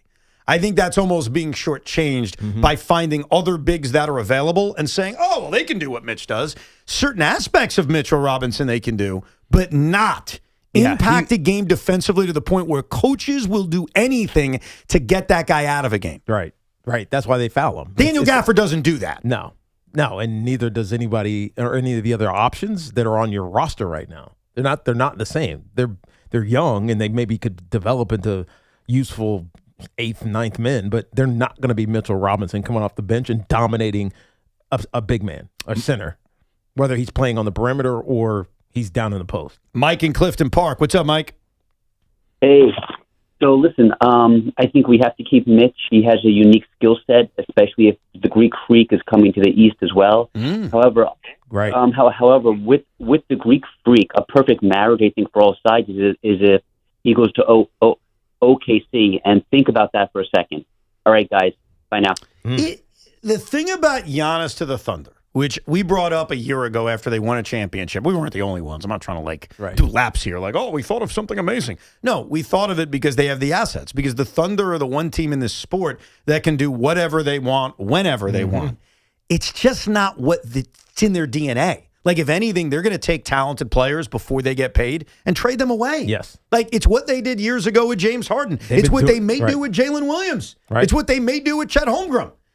In theory, adding a guy like Giannis, especially with Wemby as someone you have to deal with, makes sense in theory, but they're not adding that salary to this team. No. Yes, they can make the trade at the snap of a finger, but they're not even rumored to do it because that's just not in their DNA. Yeah, and they're not a big market team. As much as we want to look at them that way, they're not. And so they're prudent and they're smart, which gives them you give them even more credit for winning a championship and being the favorite 2 years in a row. I agree. But in theory, it's funny. It makes sense, but they're not the big market team you described. They don't want to be a second apron team. They also have to pay other guys on this roster. Right. If anything, they really couldn't afford it. Well, they can if they want to and if there's a willingness. It goes back to what Dolan said with Craig and Big Mac. Yes, there are penalties to the second apron that involve building a basketball team. No question about it. And if you don't want to go that route, I get it. But it's also involving writing a big check. Dolan specifically said, which is why I criticized him a few days ago, he doesn't want to write the check. He didn't bring up the other aspects. But he also then said, if Leon says so, then we'll do it. But there are certain checks I don't want to write. Right. I mean, you heard the whole quote. We could play it again if you could find it. It's a check that needs to be written that the Thunder won't do. So, yes, there are other aspects of the second apron that should not be ignored in terms of aggregating contracts and flexibility and mid-level. I get all that, and I understand the argument of staying away from the apron just to avoid that stuff. But what Dolan specifically said, and I certainly think the Thunder would be in agreement on, is I'm not writing that check. That's too big of a check to write. Now, we as fans could scream about it and say, come on. Right. We write big checks too. But that's the different element than just the second apron. And you know the Thunder aren't writing that check. But the interesting thing is that their salaries aren't gross. Not yet. Right? Not yet. SGA is, Not yet. He's under 40. Not yet. Isaiah Hartenstein's under 30. How about Jalen Williams? Jalen Williams right now is not even making 10. Not yet. But he's going to. Chet Holmgren just got the extent. Eventually you have to pay these guys. That's true. Anyhow, listen carefully again. This was Dolan last week with Craig and Big Mac, but I play it because sometimes things can get twisted when you don't actually hear the audio. So this is what he said about the second apron. You know, we're willing to stretch, right? But there's certain things in the NBA that you have to be, suicidal to do, and we're not going to do those. One of them was called the second apron. Cannot go into the second apron. Got it. But it's. But that's up to Leon, right? He's making all the decisions. You're just stroking checks, right? I'm just telling him how big of a check I can write, right? I'll write as big of a check as possible, but I can't write a check that goes into the second apron. I can't write a check that goes into the second apron. Right. So again, this is not about those other aspects. It's about a check. He even said, He said it. It's up to Leon, but I can't write a check. And he didn't mention the other things about aggregating contracts and the mid-level exception. Like, I get the second apron. So is that can't or don't want to? He doesn't want to. Of course he can. He's a billionaire. He can write whatever check he wants. I mean, he's got a lot of things going on. But that's a choice. Of course. And you could defend that choice. I mean, we know Craig's going to defend that choice. You could defend that choice, too. I'm just telling you that that's a choice financially. There was no mention of the other aspects of the second apron. And I only bring this up because of the Thunder. They're not going after Giannis for that reason. Right. They ain't writing that damn check, that's for sure. We'll get back to your calls in a minute, 888-808-1019. And what is going on with Geno Smith? We'll explore what's happening on Instagram and now an actual police investigation. It's Evan and Tiki with Sean Morad. With the warm months here, it's time for a healthier you. My good buddy John Gallucci Jr., CEO of JAG Physical Therapy, always tells me how important it is to focus on your biomechanical chain to reduce injuries. Well, now's the time for you and your loved ones to turn to JAG to get stronger and function at a higher level. The dedicated team of physical therapists at JAG Physical Therapy will develop a plan specifically for you to help prevent injuries. And if you have an existing injury, their expertise and commitment will help you get back the life you love. Schedule your appointment today at jagpt.com. That's jagpt.com. This is an Odyssey Sports Minute. This Odyssey Sports Minute is sponsored by Metal Supermarkets, the convenience stores for metal. Find a store at metalsupermarkets.com. If the Boston Celtics are able to complete a trade for Milwaukee Bucks star forward Giannis Antetokounmpo, you can set it in stone right now. Next year's Eastern Conference Final in the NBA will be the reigning champion Knicks against Giannis and the Celtics. I'm Nick Costos. Onyx, I keep having stomach issues. Please make me a doctor's appointment. Okay, are you suffering from diarrhea, bloating, gas, or oily stools? If so, you may want to ask your doctor if it could actually be a problem with your pancreas, called exocrine pancreatic insufficiency, or EPI. My pancreas? How is EPI treated? A prescription medicine like Creon, pancrelipase, is used to treat people who can't digest food normally because their pancreas doesn't make enough enzymes. Creon is the #1 prescribed treatment for EPI. Creon may increase your chance of fibrosing colonopathy, a rare bowel disorder. Tell your doctor if you have a history of intestinal blockage or scarring or thickening of your bowel wall, if you are allergic to pork, or if you have gout, kidney problems, or worsening of painful swollen joints. Call your doctor if you have any unusual or severe gastrointestinal symptoms or allergic reactions. Take Creon as directed by your doctor, and always with food. Do not chew capsules, as this may cause mouth irritation. Other side effects may include blood sugar changes, gas, dizziness, sore throat, and cough. These are not all the side effects of Creon. You can learn more at 1-800-633-9110. Before your appointment, visit creoninfo.com. That's CREON info.com. T-Mobile has an exclusive bundle for customers 55 and up. I'm Sarah Bowl. Yeah, I'm Frank Bowl. A reliable network is key for us. And with T-Mobile, it's been wonderful. And going to the 55 plus plan saved us so much money. A lot. And that's important. Trying to keep costs down. The home internet's been perfect. It's fast, it's quick. The setup was so easy, it took less than 15 minutes. It was like, ta-da! If you want simplicity, coverage, reliability, you want the whole package, T-Mobile has it. Right now, T-Mobile customers 55 and up can get 2 phone lines on America's best network, plus America's fastest 5G home internet for just $30 each. $30 per month each line with autopay plus taxes and fees. Minimum age 55. Pricing for home internet rely on 2 lines of Essentials Choice 55. $35 connection charge per line required. Best mobile network and fastest 5G home internet based on analysis by Ookla of Speed Test Intelligence data 2H 2025. All rights reserved. If you're still using a sports book to bet on the soccer tournament, you're getting robbed. Delete that app and join the millions using Polymarket. Polymarket is a prediction market, not a sports book. Trade against other fans, not the house. Polymarket, your go-to prediction market for soccer's biggest stage. Available in all 50 states. Download the Polymarket app. Use promo code BLAZE to unlock $50 free for your first trade. That's promo code BLAZE. Trading not available in all jurisdictions. Check local regulations before trading. Restrictions and eligibility apply. Spring is winding down, but pest season is just getting started. Mosquitoes, ticks, ants, and wildlife are becoming more active across the greater New York area as summer temperatures rise. Enjoy your summer, not the pests. J.P. McHale Pest Management helps protect your home, family, pets, employees, and customers all season long. With local offices in the New York metropolitan area, their local experts are ready with seasonal residential savings and free commercial inspections. Visit nopests.com. That's NOPESTS.com. J.P. McHale Pest Management, not just good, guaranteed. Hi, it's Chris Riccobono, founder of Untuck It. In the summer heat, you shouldn't have to think about what you're wearing. Untuck It makes it easy. Just get our shirts that breathe, polos that move, and shorts built for the heat. You'll need our performance shirts that stretch, wick sweat, and never need ironing. And our wrinkle-free linen that stays crisp and crease-free all day. 15 years, 15 million shirts sold. Shop our top summer styles at untuckit.com and 80-plus stores. Untuck It, shirts designed to be worn untucked. Hey, Boomer Esiason here. You know, after years in the game, I don't guess. I go with what works. Red Pocket Mobile gives you 3 major 5G networks to choose from. Switching cities? Switch your network. That's like calling your own Audible. Visit redpocket.com to see why more Americans are switching to better wireless without paying more. Red Pocket Mobile, your new ultimate cell carrier. Hi, this is John D'Agostino from D'Agostino & Associates, the injury firm. I've talked about how a construction accident took my father's leg. The heavy prosthetic he wore looked nothing like the high-tech limbs we have today. It was crude wood and metal, held together by bolts that dug into his skin and left painful ulcers. But the thing I remember about my dad is how he never complained. He put on his prosthetic leg and he went to work. He coached my baseball teams, danced, sang karaoke, and even loved to travel. He may have limped, but he always held his head up high and he lived with dignity.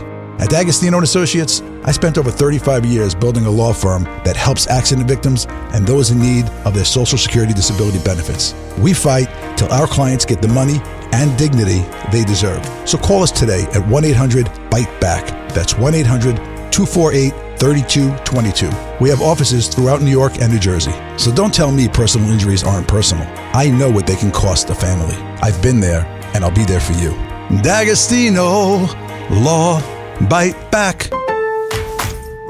Your summer food game is only as strong as what you're working with. This July 4th at Lowe's, get up to 45% off select major appliances and save up to an additional 25% off when you bundle select major appliances. Plus, save $50 on a select Pit Boss DX Smart Electric Smoker, now $249. Our best lineup is here at Lowe's. Valid through 6/24. While supplies last. Selection varies by location. See Lowe's.com for more details. Indeed presents hires you can't afford to get wrong, like a data analyst. Hey, what model did you use for these quarterly projections? Astrology. If Mercury's in retrograde, sales tank. If Venus is rising, we crush Q4. You built our revenue forecast off horoscopes? Yeah, the Zodiac never lies. This is the job for sponsored jobs. This is what happens when you don't sponsor your job on Indeed. Next time, get matched with quality candidates with Indeed sponsored jobs. Visit Indeed.com/hire now and sponsor your job today. Okay, class, let's begin. Psst, love your boots. I just sold a pair like that on eBay. Oh, really? Yeah, it took like 2 seconds to list and they sold almost immediately. I've been selling everything lately. Some chunky boots, a faux fur coat I never wore, and a vintage chair that was more of an expensive clothing rack. You know, I actually bought these on eBay. Wait, are you Kitty Sell Stuff from Brooklyn? Okay, quiet, please. Find what you love, sell what you don't. eBay. Things people love. Finding great candidates to hire can be like, well, trying to find a needle in a haystack, but not with ZipRecruiter. Its powerful technology actively finds and invites qualified candidates to apply to your job. So while other companies might deliver a lot of hay, ZipRecruiter finds you the needle in the haystack. See why 4 out of 5 employers who post a job on ZipRecruiter get a quality candidate within the first day. Try ZipRecruiter for free at ZipRecruiter.com/team. That's ZipRecruiter.com/team. ZipRecruiter. Our friends at Town Fair Tire remind you that at Town Fair Tire, you always get the guaranteed lowest price on name brand tires from Connecticut to Maine. Nobody beats Town Fair Tire. Nobody. Start the day with Boomer and Gio. Mornings 6 to 10 on WFAN. WFAN FM, WFAN FM HD1 New York, an Odyssey sports station. So let's walk through what's been a very weird 24 hours for Jets quarterback Geno Smith. So on social media yesterday, a woman named Kristen went on social media and dropped a video. It was labeled, "Today is the day. Geno Smith beat my ass because he hates taking care of his special needs kid and can't be left alone with him because he'd rather watch bleep online," basically porn, and play Call of Duty. That was the way it was labeled. And the video features a woman going up to Geno Smith at his home. He's shirtless. Chasing after him, essentially. Chasing after him. There isn't, at least from watching the video a few times, it doesn't appear to be any wrongdoing that Geno did in the video. No. It's more she is accusing him of things, such as, quote, beating my ass and breaking a computer. But Geno appears to be trying to get away from this woman. Yes. What was odd was, I see this story. I'm like, I don't know what to think. I have no idea. None of us do. And I don't want to form opinions based on what you want or don't want to have happen. You just want to be an umpire. You want to call balls and strikes. This story was not picked up by any news agency. It was merely the aggregators on social media. About 2 hours ago, it started to get picked up by the New York Post and TMZ. And where it stands right now is that officials are looking into assault allegations made against Geno Smith, with police telling TMZ Sports the case is currently under review. Yes. And that police were called to his home yesterday at 4 o'clock. But nobody was taken into custody at the scene. Correct. So where do things stand? I have no idea. I honestly don't. Like, the video doesn't show anything. That doesn't mean Geno Smith is innocent. Also doesn't mean he's guilty because there are accusations against him. So we're really kind of in this unknown territory on what happened and where this even goes. Yeah, but for the Jets, you're a month away from, and again, I think mini camps ended Thursday, right? All the teams' mini camps, I think, are over last Thursday. So then you're off now for a month, and you relax, you get away, you get that last vacation, whatever it is you're going to do. Maybe some guys stay around, they work out, do whatever. But you have a month until one of the most important seasons for the Jets is going away for Geno Smith, and now he's got a distraction to deal with. Now, this could be nothing. This could be investigated and be dropped and be gone, and it'll just be a blip on the radar. But it also could be something. Sure. None of us honestly know. We have no idea. I have no idea. I don't think the Jets or we as Jet fans can make any rash decision on what to do with them, like caught them, get rid of them. It could be nothing. It could be something major. And none of us have any idea. It was just odd the way it kind of came out. The video was very bizarre. I mean, the video doesn't appear to show Geno Smith doing anything other than getting away from somebody who's hurling accusations against him. Which is what you should do. Correct. If there's a escalating / violence type situation, you should leave that situation. And it seems like that's what he was trying to do. Yes. And this also came 24 hours after I got a text message from a buddy of mine who said, "Isn't it amazing how the Jets have had no drama this offseason?" And I was like, yeah. And now there's some kind of drama. Right. I mean, even if it's nothing, it's still a story. It's something. So we'll keep an eye on it. But honestly, I don't know what to make of it. I don't know if he did anything wrong or if he did do something wrong. And apparently another mother of one of his kids came out and basically wished him Happy Father's Day and said he's a great dad. Right. Which, by the way, doesn't prove he didn't do anything wrong. No. Like, that's nice. That's cool that Geno's a great dad to this kid, but it doesn't mean that what this woman's accusing isn't true. So we'll keep an eye on it as we sit here now a month away from training camp starting. So there's your first kind of Jetish story. Really this entire offseason, because it's been incredibly boring. I mean, the most interesting thing of this offseason is Aaron Glenn saying weird stuff. Like, I just feel like he's the guy that's going to lead us to the promised land. Like, that was the biggest story. Play call is my superpower, really. I mean, that was it. Right. That was it. But here we are. How many months till kickoff? July, till August. kickoff. Yeah, the games that count. 2.5 months. Yeah. That's nothing, man. That's going to fly by. It's going to fly by. 2.5 months till we have real football. Real football. We're almost there. Now let's get back to your calls. 12 Sundays away, by the way. Oh, you're counting? When you count it that way, it's kind of depressing, actually. 12 Because as Sundays. much as I want football to start, now you're also 12 rushing feels the like summer. very slow. And then like in 2 weeks, it's going to be less than 10. See, I don't think it's slow. It almost seems like, wow, we only have 12 Sundays That's into it. football? Get everything in you got to get in the next 12 Sundays. You know what I did this past Sunday? Actually, on Saturday. And Tiki will appreciate this. I did not tell him because I kind of forgot about it. On Saturday night, I went to a place called Tanglewood. I don't know if you're familiar with Tanglewood. I'm not. Even though we had a mall in Roanoke, Virginia called Tanglewood Mall. I can promise you it's not a mall and it's not in Virginia. Tanglewood is like an outdoor amphitheater. Amphitheater in Massachusetts, where there's a few thousand seats for people to watch a concert or a show. And then there's a lawn area where people will just park their own chairs and tables. That's kind of cool. Very, very cool. Huh. I've never been to Tanglewood. I went to Tanglewood for the very first time on Saturday night. It's like TNC. Yes, very similar. To see somebody. Who? I saw live and in person, and I didn't know this person even toured. I had no idea. I saw your friend, Jon Stewart. Oh, really? That's right. Oh, that's amazing. Now, couple of observations. Did they not, like, advertise that? I don't think it was advertised anywhere. He only did 2 shows. He did something in Connecticut and then Tanglewood on Saturday night. So I get in and they take all your phones away, which is very customary when you see a comedian. They don't let you tape anything. Right. I loved it. I thought it was actually like kind of cool. Refreshing. That none of us had phones. It also made it easy for me to not be spoiled of the Met game. So how many people were there? Man, that's a tough one because I'm on the lawn. Right. So I can't even see like how many people. But I would say a few thousand. Like tens of thousands? No, I'd say like 4,000 or 5,000 maybe. Okay, so but taking 4,000 phones is still that's a daunting. Well, you know what they do? They put it in a pouch and give it to you. And then they give it to you, so it's almost like teasing you. Oh, yeah. And then when you leave, they unpouch it. I came up with a different idea. I came in and I'm like, I'm gonna go back to the car and just put all my phones in the car because my parents were there, my mom was there, my dad was there, my wife was there. And so I was like, why do we need to walk around with pouches? This is stupid. A pouched phone that I can't use. Right. Why do I need this? That's a good point. So I put it all back. That's smart. So Jon Stewart there's an opening act. And I'm like, I wonder who's opening for Jon Stewart. It's something called Church and State. Do you know what Church and State is? I mean, I know what the concept of the separation of church and state is. We all know what that is, but except I don't for know. Sean. I don't know church and state. What is that? It's a band that he's in. He played drums for 45 minutes. And here's the problem. While the music was okay, they weren't funny. And I'm there to be laughing. And so instead of just... I got it. So you were entertained, but you wanted comedy. I wanted jokes. Wait a minute.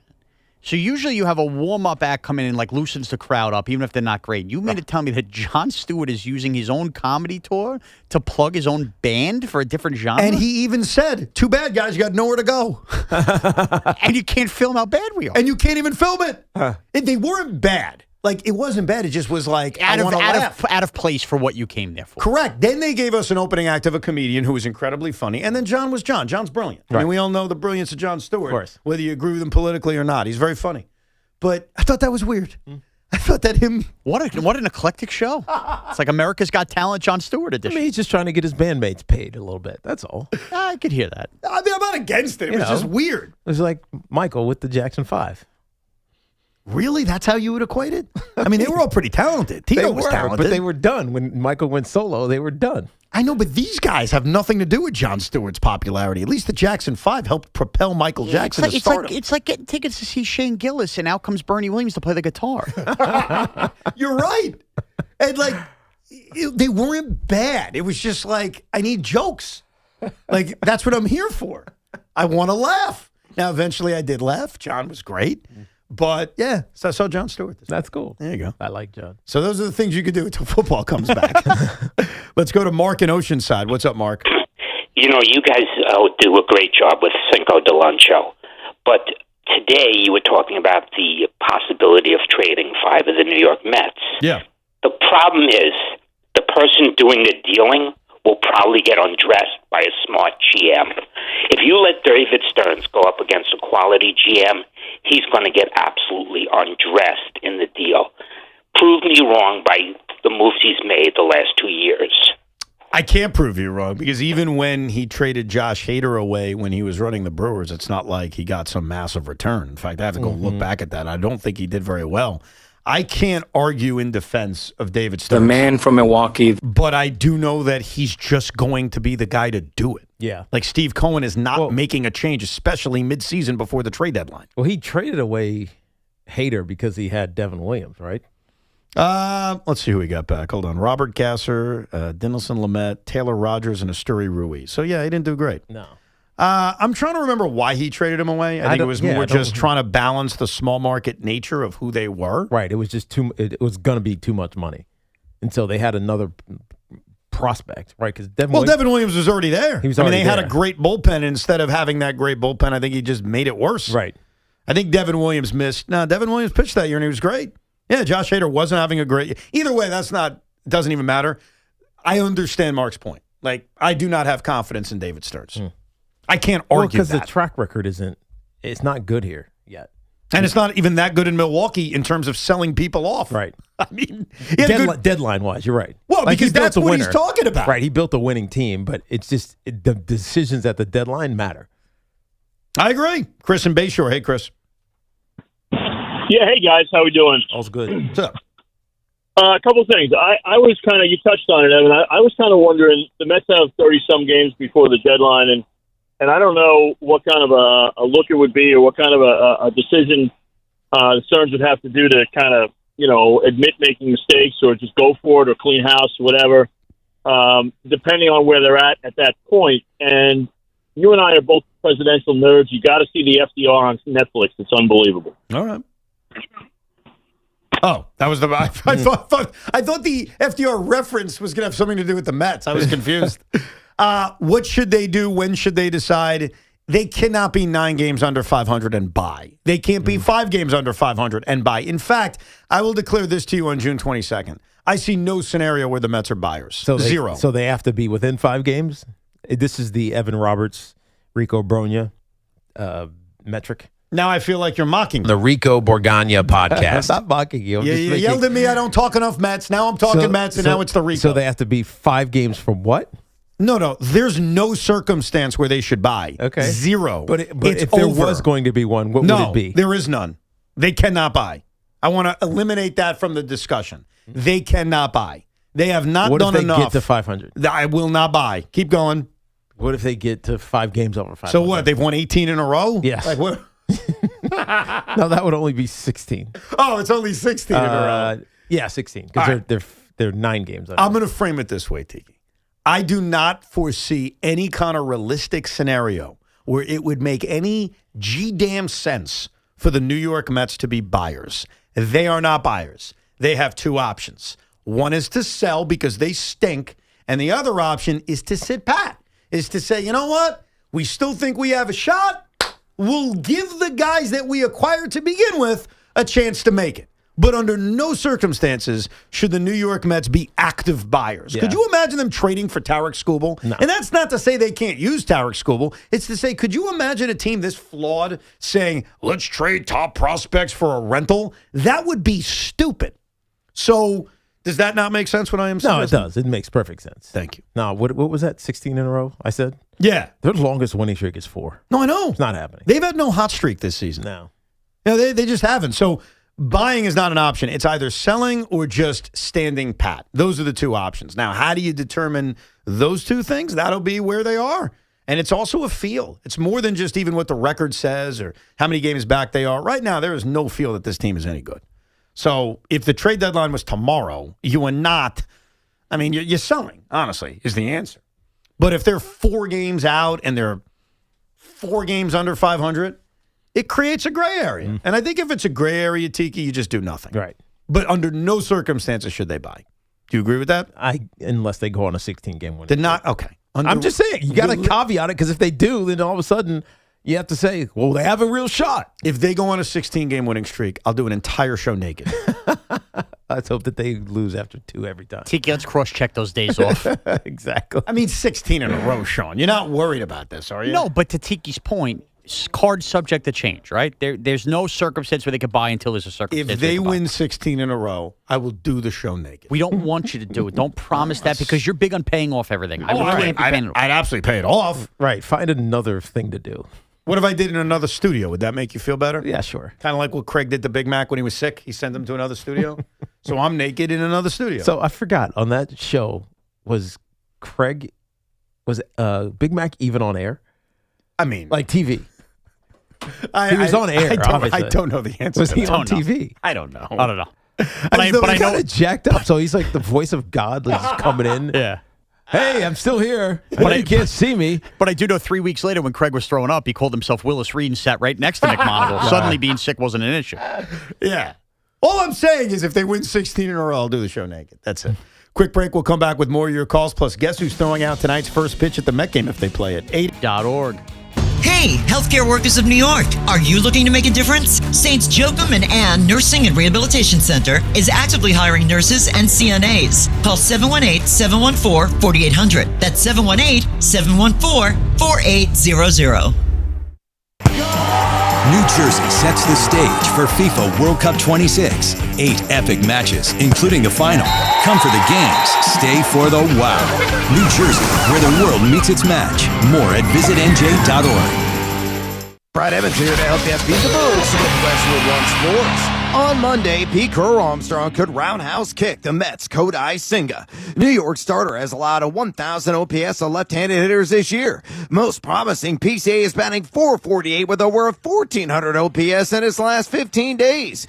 Give me the over. PCA, 1.5 total bases, no matter the juice. Bet smarter and beat the books. Download the BetMGM app today. Tired of hearing scary radio ads about the IRS? Tax Relief Advocates is different. TRA is here to tell you that if you owe money to the IRS, whether it's $5,000 or $500,000, we have a solution. TRA can eliminate or reduce what you owe to the IRS with zero risk to you. If we can't reduce your tax debt, then you pay nothing. We have over 1,000 5-star reviews on Google and an A+ with a BBB. End your tax nightmare today by visiting TRA.com or call 800-339-6282. That's 800-339-6282. Hey Yankees fans, join us at Yankee Stadium on Saturday, July 4th for a very special patriotic giveaway. It's the Yankees 4th of July Hat Day, presented by Baby Ruth. The first 18,000 guests in attendance will receive a Yankees 4th of July hat as we celebrate America's 250th birthday. It's the Yankees and Twins on the 4th of July. Don't miss it. Get your tickets now at yankees.com/tickets.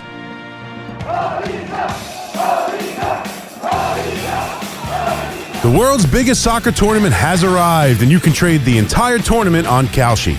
On Kalshi, you can trade every match from the opening stage all the way to the final. Colombia is trading at 27% to best Portugal, meaning a $100 trade pays out $350 if they win. On Kalshi, you're trading against peers in a live market, meaning there's no house. And as the probability changes, you can buy in and out of your position. So for a limited time, download the Kalshi app and use code CMAC, that's code CMAC, to get $10 when you trade 10. Kalshi, Kalshi.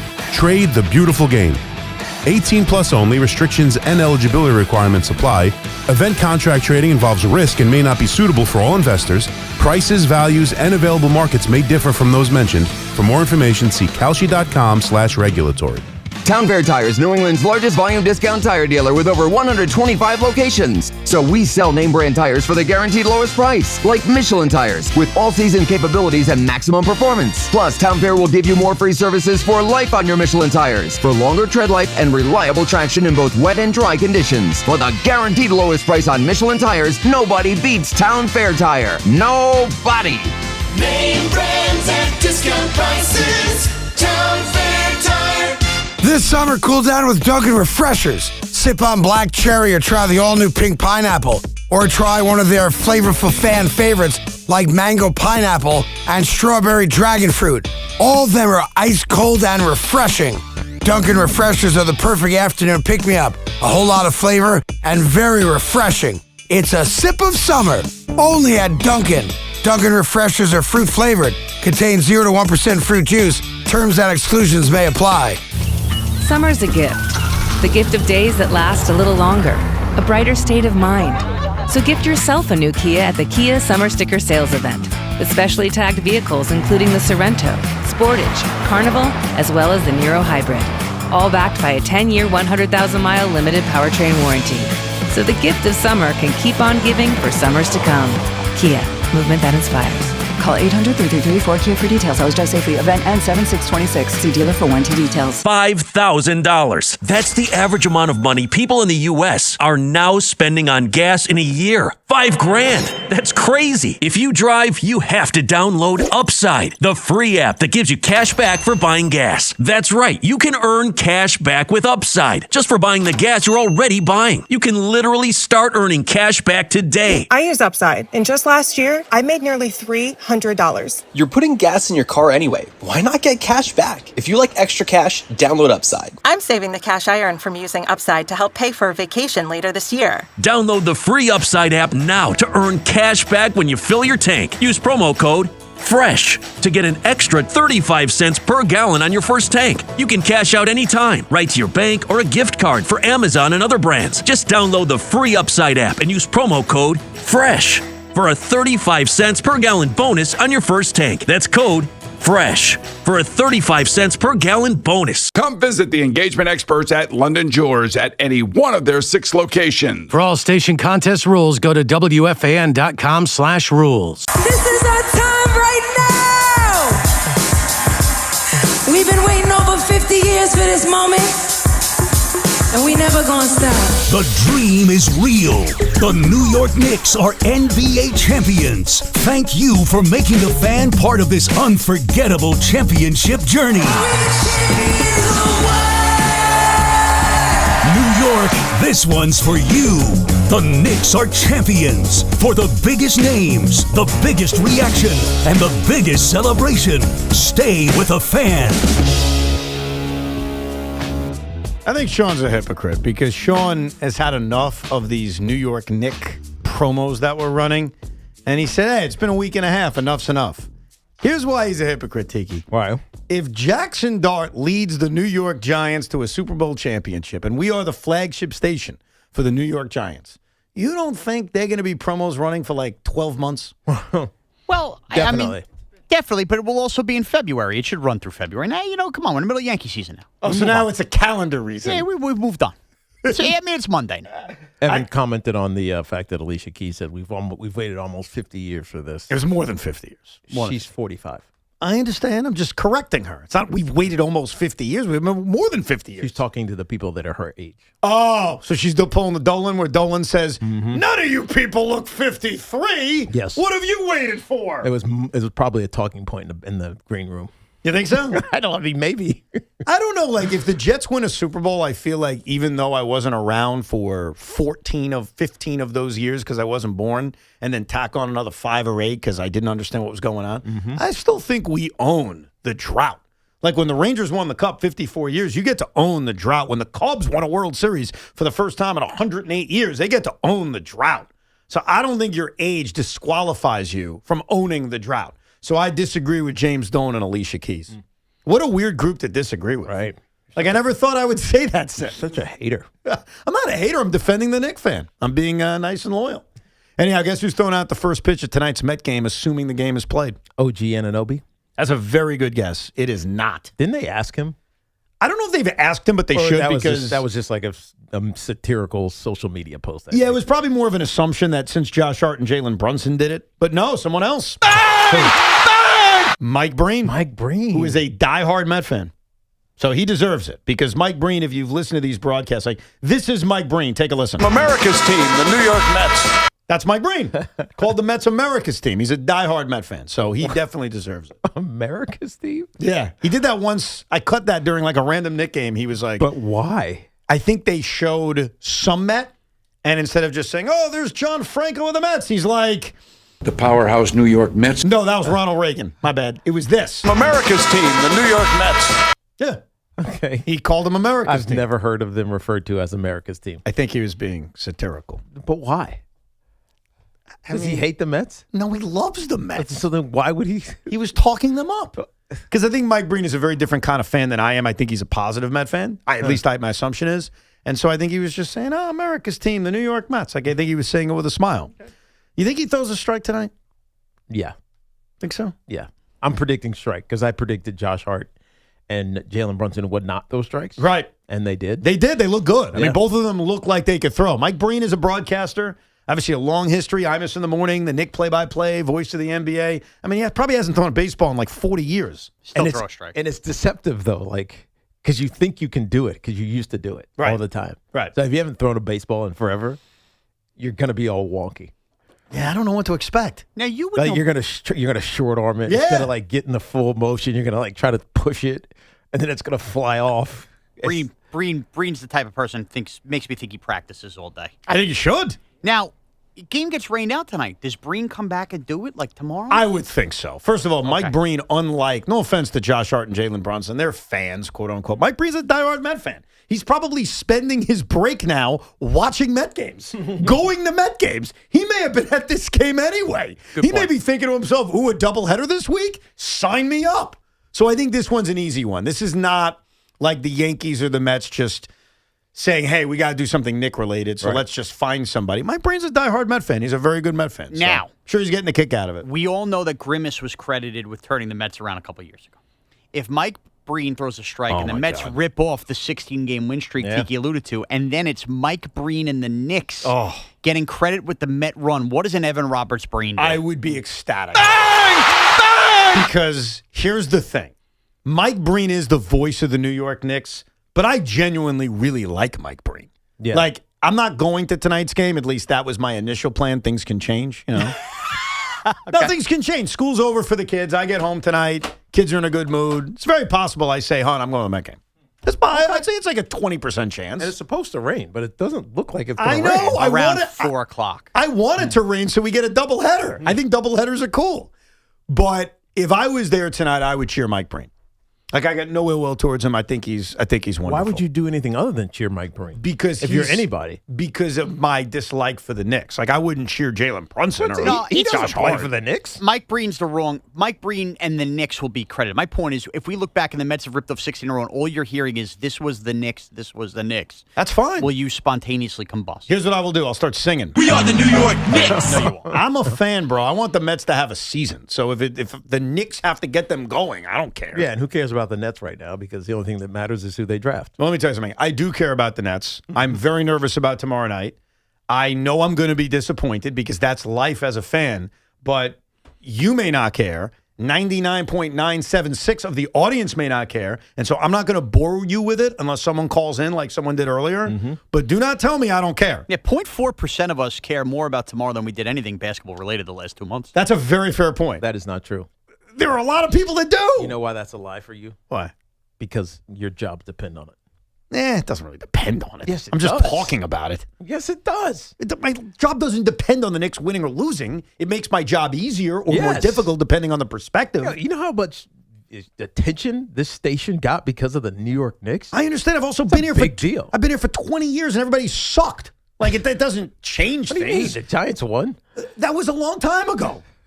Like I understand it makes all our jobs easier and it's exciting and there's more attention, but I just got to go try my best to do a good show just like you do, just like everyone else does. So 20 years, you've seen 3 championships. What, On say that air. again? On air. I've seen 4, Tiki. Oh, yeah, I forgot. The 9. I've So seen 4. 2 a Yankees, 2 Giants, and a Knicks. All right. What? I think I forgot. What else do you want to know? Oh, Did I that's like it? And it's all good. I understand. It's good for you. It's good for the station, but you act like my life depends on it. I mean, the station, of course, but for you, it's good. I didn't think it was good. You didn't think it was good when you were trolling the Giants when they won a I championship. wasn't trolling the Giants. I didn't have an issue with the I know Giants. for a fact you did. Joe was trolling the Giants. Evan basically felt like he couldn't troll the Giants. What are you talking? First of all, I don't think he trolled the Giants. Evan. In 2007, we were rooting for the 2011, I listened to those shows. You know what? It was rough for a Giant fan. You're going to go down a wrong road now. I love Joe. No, hold on. Before you say another word. Okay. There are archives here. I'm so sick of people just saying stuff and not proving it. I prove stuff. Tomorrow on this show, Dan. Tomorrow on this show, he can't find that stuff. Tomorrow on this show, because of effort and work ethic and putting my 9-year-old to work, we're going to hear everybody's opinion on the Josh Hart trade the day it happened. So if you got something to say about what Joe or I said about the 2011 Giants, don't spout it. Do it. Go to the archives and find it. I'm not sure I commented on it. I don't remember. Josh Hart? Yeah. You want the answer to that? Yeah. I listened to an entire show of you and Brandon Tierney. You actually guys never talked about Josh Hart. You alluded to talking about Josh Hart. Okay. You talked about other things around the Knicks. You too never talked about Josh Hart. And I am forever mad at both you and Brandon. I didn't do it. That I spent 4 hours listening the other day and I couldn't even get what I was looking for. Now, you guys did a great job. I'm not criticizing the show. I'm just saying you made my job harder. Here's my point. If you want to make a claim about something, hold on. If you want to make a claim about something I said or anyone else said, find the audio and floor's yours, bro. Floor's yours. We played it last week. What? The last time WFAN had show opens after a team won a championship. Who was by far the least enthusiastic open to a show after that Giant championship? Francesa. Evan. Francesa. Joe sounded like a trip to the morgue at 10 in the morning. We played the clip and we joked about it, and you even agreed with me. The Giants won the championship. You agree with me that the station probably suffered from a lack of Giant fans on that morning. Give it a rest, really. I mean, that's not proof. You just asked for audio. We played it and we discussed that there was a lack of enthusiasm. You said I trolled the Giants. I put them over. I said they're Boston's daddy. Okay. You did. So then stop claiming I trolled anything. Joe. He said Joe. He did say Joe. Oh, now it's Joe. And we've already played the audio to prove it. And we love Joe. Just own it. All right. So when I get the stuff, then he'll play it. Oh, great. So you're going to compliment the punt on fourth down, and we're going to go, say, I love the Giants. You know what? The archives are there for all of us. If you're looking for something, go find it. Otherwise, you're just spouting off the mouth. I'm not. I trolled the Giants. That's crap. I'm offended by that. I could sue you. Can't I? Is there a lawsuit? No. Damn it. You're a public figure. Crap. All right. It's not slander. It's not slander? No. If he claims I did something I didn't do? God, that would scare him so much, though, if I'm like, yeah, I'm speaking to my lawyers. You said I trolled the Giants. I'm going to sue you. I got better lawyers. I'm sure. All right, I apologize. People were waiting on hold, and we were talking a lot. Let's go to Andrew in Brooklyn. Hey, Andrew. Tiki, Sean, it's a pleasure, man. What's up, man? What's up? Real quick with the Knicks, we want them to run it back, of course, and I Googled NBA top 5 teams with the best draft capital, upcoming draft capital. 2 of those teams, if we want the Knicks to run it back, our competition is Thunder and the Spurs.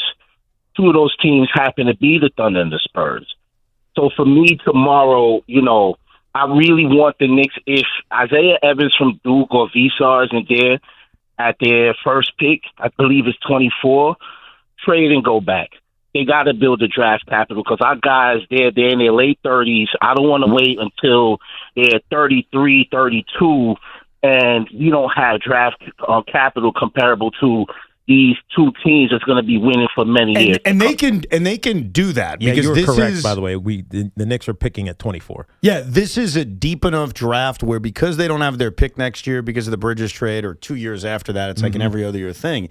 They can try to restock the cupboard by doing that. And the other benefit of doing that is the cap space it actually clears because you're going to have to pay that guy. It's a cap hold of about $3.5 million. So besides stocking up on future assets for down the road, you also clear a little bit more room to keep some of these veterans. Let's go to Val in the Bronx. Hey, Val. Good afternoon, gentlemen. What's up, Evan man? Rico Roberts. Sean, Mr. More Yankees, More Rash. And the living legend, Tiki Ball. How we doing this afternoon, gentlemen? All's well, brother. Very good. All right. I want to talk to you about the Knicks and how they relate to the Jets, but I wanted to say one thing real quick because I'm getting really upset with the way that Mr. Dolan's words are being, played around with ever since he said it. People are making it sound like he's cheap or that he's scared to spend money, and that is not what he's saying. He literally said in that same sentence that he is willing to sign any check. And the thing that he mentioned about the second apron, because he was also addressing a question that had been asked him before that. I think he's trying to be smart and savvy about that second apron because it is suicidal and it does restrict a lot of things that you can do. We played the clip. He was pretty specific that it was check related more than it was the other penalties. So and that's why I think playing clips is very important because I don't want to misquote anybody or misinterpret anybody. That's why I've played that clip from Dolan with Craig and Big Mac numerous times because you can all hear it and draw your own conclusion. That sounded like a money comment from Dolan. See, I think the challenge is we know that if the Knicks wanted to run it back, they're going to go over the second apron. So bring back Mitch, bring back Landry Shamet. Who is it? Jose Alvarado, potentially. Potentially, because he's got an option. That likely puts him over the second. With those 3 contracts, it'll put them over the second apron. But then you're also not worried about the restrictions that come with being in the second apron, which is free agent signings, a mid-level exemption, all those things that you mentioned last week when we first talked about that. And the reality is, if the season is not going where you want, you can duck under. You can get out of it. Exactly. Those restrictions, first of all, shouldn't impact you because you have a ready-made roster, and then B, you can duck out of it. Which is why the second apron, again, is about the money. Right. And yes, Dolan or anyone who owns a basketball team has every right to say, hey, that's crazy. I'm not paying that amount of money. But understand with these other aspects of it, you can duck out the way Boston did. Right. But the money, you have to pay it up front? Is that at the beginning of the season? Or is when you write the actual check? Yeah. It's a great question. Probably when the salaries are set, so maybe at the beginning of the season. It would probably be. But you can duck out. And look, being above the second apron for 3 out of 4 years, yes, that's a bad decision. But right now the Knicks are trying to win a championship again, and their core's all 30. Like Jalen is turning 30. Karl Anthony Towns is 30. Josh Hart is turning 30. Bridges is turning 30. Like next season, by the time they get to the playoffs, this is going to be a full 30-year-old team. Right. That's what they are. So you're trying to win right now. You're trying to not waste any time. We'll get right back to your calls in a second. 888-808-1019, the Travelers Championship. This is where greatness locks in, where the wins hit harder. For 4 perfect days in June, see returning champion Keegan Bradley and more of the world's best, like Scotty Scheffler, Tommy Fleetwood, Justin Rose, and Cameron Young at nearby TPC River Highlands. June 24th through the 28th. For tickets and info, go to TravelersChampionship.com. Travelers Championship, now is the time. This is the place. The Bronx Bombers head to the Motor City to take on the Tigers. 6:10 today. First pitch swung on, deep drive. Susan Waldman and Dave Sims call all the action. The home of Yankees baseball is The Fan. 101.9 FM, 660 AM, and always available en Espanol with Ricky Ricardo on the Odyssey app. Guys, let's keep it simple. There are 2 things you probably should be doing: taking care of your health and doing something that actually makes an impact. Here's a way to do both. California Cryobank is looking for healthy men to become sperm donors. You can earn up to $2,400 a month and get free health and genetic screenings along the way. So yeah, you're getting paid to get checked out, and you're helping families who need it. Efficient, smart, done. Check out spermbank.com to learn more. Apply and see if you qualify. If you're still using a sportsbook to bet on the soccer tournament, you're getting robbed. Delete that app and join the millions using Polymarket. Polymarket is a prediction market, not a sportsbook. Trade against other fans, not the house. Polymarket, your go-to prediction market for soccer's biggest stage. Available in all 50 states. Download the Polymarket app. Use promo code BLAZE to unlock $50 free for your first trade. That's promo code BLAZE. Trading not available in all jurisdictions. Check local regulations before trading. Restrictions and eligibility apply. All right, so I'm watching TV the other night, and I see Evander Holyfield talking about Terra Origin creatine. My first thought was, hang on a second, that guy's in his 60s, and he still looks better than me? That's a problem, so I started using Terra Origin creatine myself. It mixes easy, tastes great, and helps support strength and recovery, which, at my age, just getting off the couch is basically an athletic event. So do yourself a favor. Check it out today and get 20% off your first order at TerraOrigin.com. That's 20% off your first order at TerraOrigin.com. Finding great candidates to hire can be like, well, trying to find a needle in a haystack, but not with ZipRecruiter. Its powerful technology actively finds and invites qualified candidates to apply to your job. So while other companies might deliver a lot of hay, ZipRecruiter finds you the needle in the haystack. See why 4 out of 5 employers who post a job on ZipRecruiter get a quality candidate within the first day. Try ZipRecruiter for free at ZipRecruiter.com/free. That's ZipRecruiter.com/free. ZipRecruiter. Make this your summer of unforgettable drives in a Mercedes-Benz from Mercedes-Benz of Edison. Whether you're heading down the shore or planning a family getaway, their expert team can help you find the perfect sedan, coupe, SUV, or convertible. And because luxury should extend beyond the vehicle, Mercedes-Benz of Edison is committed to making your shopping experience stress-free. That's one reason they were named the 2026 Mercedes-Benz Dealer of the Year by Cars.com. Visit Mercedes-Benz of Edison, your destination for luxury driving all summer long.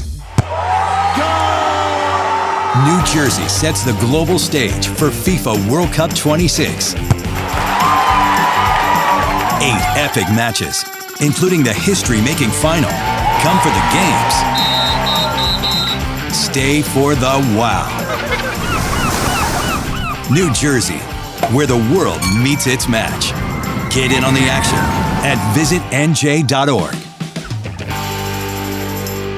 Is reviewing life insurance on your to-do list? Now's the perfect time to add it. A friend recently told me that securing life insurance sooner rather than later can help you lock in lower rates for years to come. So, I bumped this up on my list and got it done. I called SelectQuote and couldn't believe how easy and affordable life insurance is. I'm 40 and got a $500,000 policy for $16 a month. My husband's also 40 and his $500,000 policy was only $18 a month. Plus, with SelectQuote's same-day coverage, there was no medical exam required, and we were covered by the time we hung up. Knowing I have this checked off my list feels amazing, but the peace of mind knowing my family is protected feels even better. Call SelectQuote at 1-800-329-1010. That's 1-800-329-1010. Or go to SelectQuote.com to get your free quote today. That's 1-800-329-1010. Details on example rate at SelectQuote.com.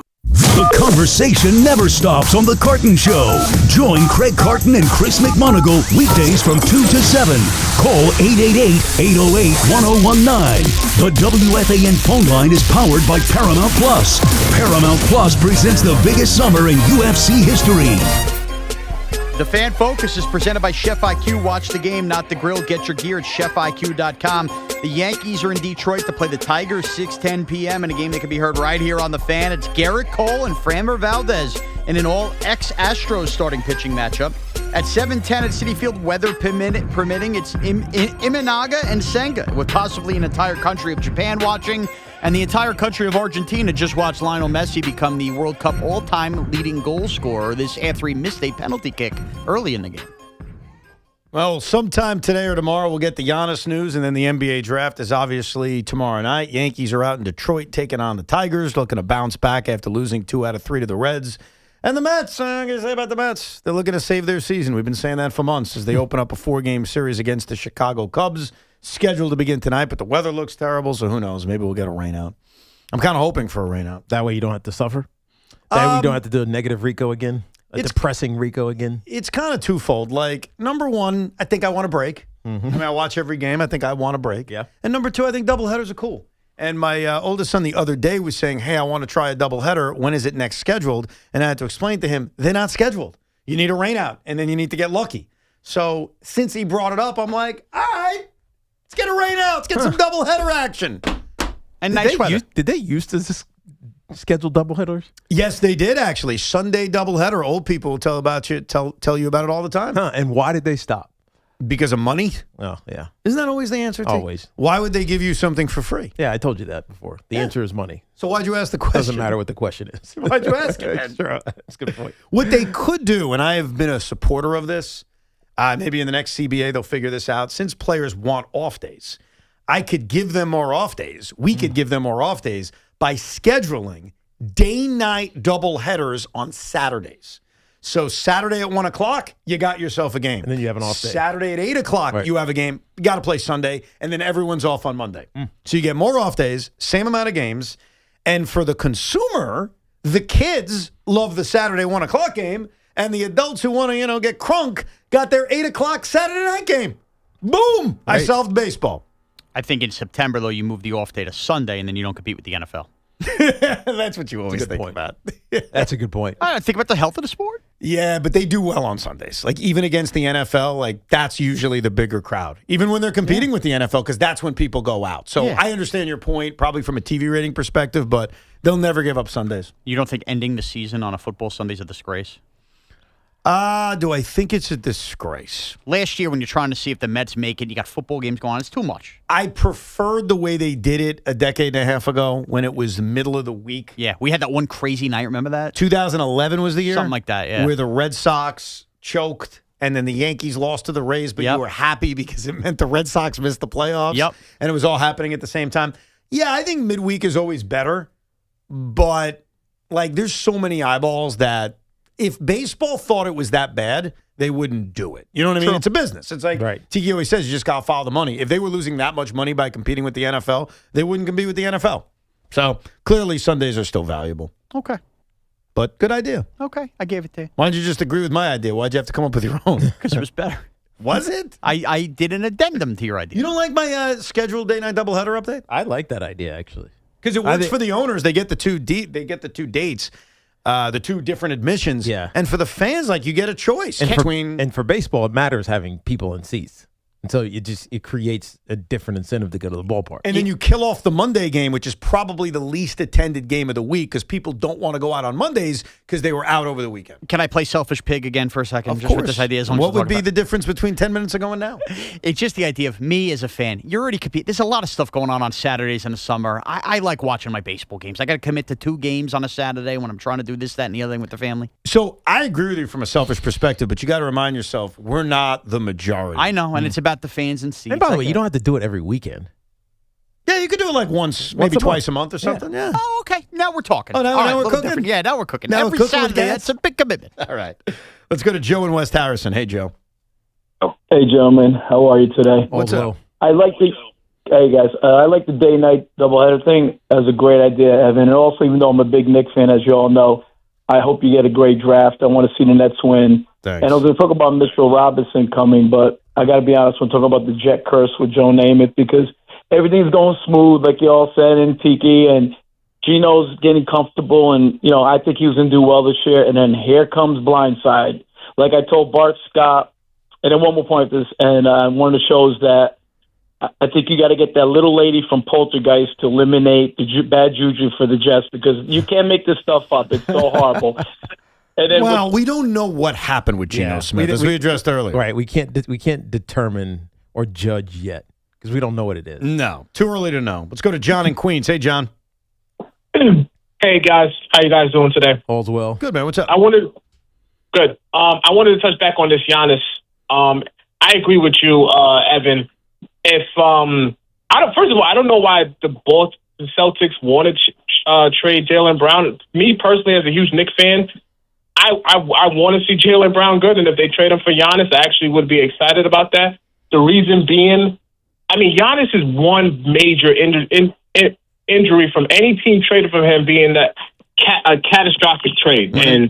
And if I'm a Knicks fan, I mean, I'm not rooting for anybody to get hurt, but to me, I don't know what the Celtics are doing. The same thing for the Heat, too. Well, I think for the Heat, they realize there's no formula to immediate contention. The Celtics are already contenders. Now, Brian Windhorst said something earlier today that is getting Knicks fans hot and bothered, and I get why. Windhorst said the Celtics are announcing to the world they can't beat the Knicks. And so they've realized since we can't beat the Knicks, we've got to try something different. Right. I don't even agree with that. No, I don't I think their best chance of beating the Knicks is by not trading for Giannis. Yeah, but I think that's also acknowledging that there's something amiss with that team. And it's really just their two stars having issues working together or whatever the circumstances are. When you hear Jaylen Brown, who usually is thoughtful about things he says, start complaining, then something's wrong. Well, it reeks of, and this happened to Kobe and Shaq because they didn't need to break up. Let's all remember this. It was about ego. It was about, I want my own team. And Jaylen Brown is about to turn 30 years old, and he has always been perceived as Robin to Tatum's Batman. That's right. And I think he wants to become Batman. Now, I don't think he wants to be Batman in Milwaukee. I think there's probably other places he envisions being this Batman, but maybe that is a bigger issue than we realize, which sucks for them. Right. Like, you draft two great players, you want the two great players to coexist forever. Again, Shaq and Kobe never needed to break up, but it was all about ego. Let's go to Gilbert in Pennsylvania. Good afternoon, Gilbert. Hey, good afternoon, guys. How you doing? All's well. What's up, dude? What's up? Cool. Hey, so question is, I'm a Mets fan, long time, all my life. Question concerning you Yankee fans, and more so because of what happened with the Knicks. So at what point, in regards to both Mets and Yankees, and maybe more so towards the Yankees, do the Yankees say, we need to move on from Boone because he hasn't gotten over the hump like they did with Thibodeau? And at what point do the Mets do the same? And do you think also there's more pressure now on the New York Mets organization to try to win a World Series? even, being that the ownership when he bought the team was guaranteeing us a win. It's been so long since '86, and now, we're basically back at the bottom. The pressure on the Mets is that they spend a lot of money, they charge a lot of money, and they stink. Yeah. That's the pressure. I don't think the Knicks have anything to do with it. And remember, Brian Cashman tried to Tom Thibodeau, before Tom Thibodeau was even a thing here. When they got rid of Joe Girardi after getting to the 7th game of the American League Championship Series, weren't they essentially announcing to the world, even if it was for some slightly different reasons, like he's just too uptight and the locker room doesn't listen to him anymore, weren't they basically saying, hey, we think someone else will get us further? Yeah. And that's why they hired Aaron Boone? Yeah, that's exactly what they thought. And I feel like sometimes it works and you win a championship like Mike Brown. Sometimes it doesn't. I'll make your prediction. Go ahead. I don't think I've done this yet. About his question about Aaron Boone. I think this is it. I think this is it for Aaron.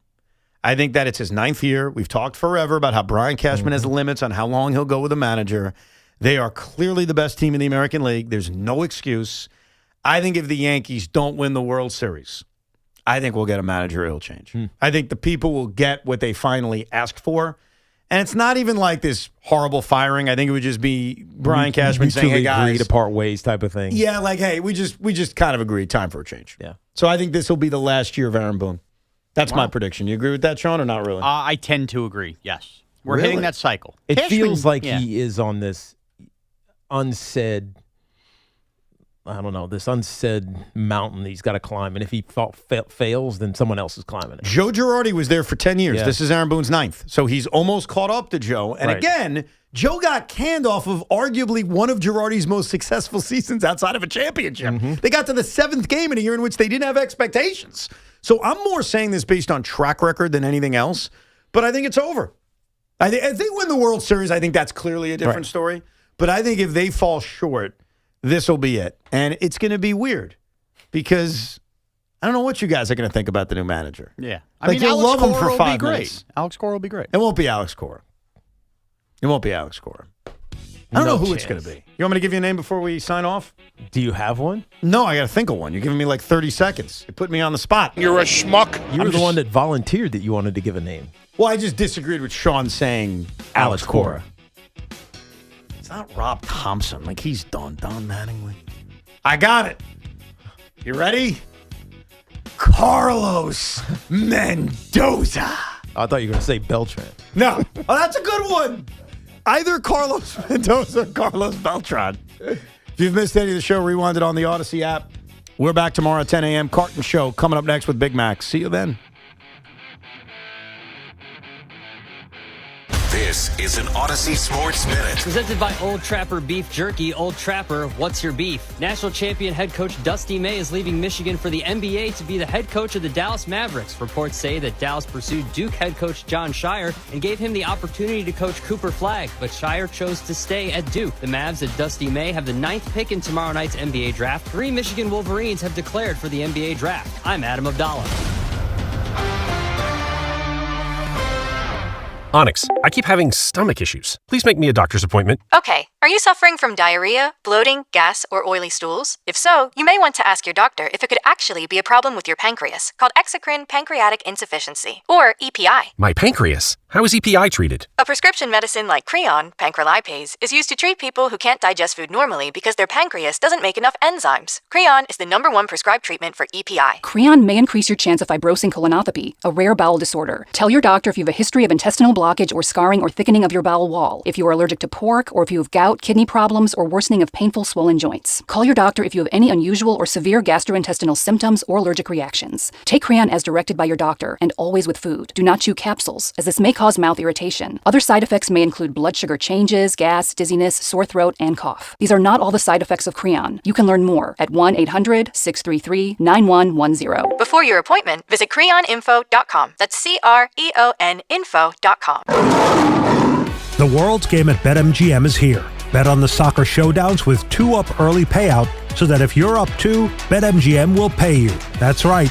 Place a pre-game straight match result bet on any tournament game. If at any point your team is up by 2 goals, you'll instantly win your bet. Then enjoy BetMGM's same-game parlays, daily promotions, player props, and so much more for the World's Game. Don't miss your shot at an early win with 2-Up Early Payout to get paid out if at any point your team is up by 2 goals, regardless of the final outcome of the match. Make it a tournament to remember with BetMGM. BetMGM and GameSense remind you to play responsibly. Gambling problem? Call 877-8-HOPE-NY or text HOPE-NY 467-369. See BetMGM.com for terms. 21 plus years of age to wager and physically present in New York only. New and existing customer offer. Subject to eligibility requirements. Additional terms and restrictions may apply. Hey, Boomer Esiason here. After years in the game, I don't guess. I go with what works. With Red Pocket Mobile, you lock in your rate and you keep it.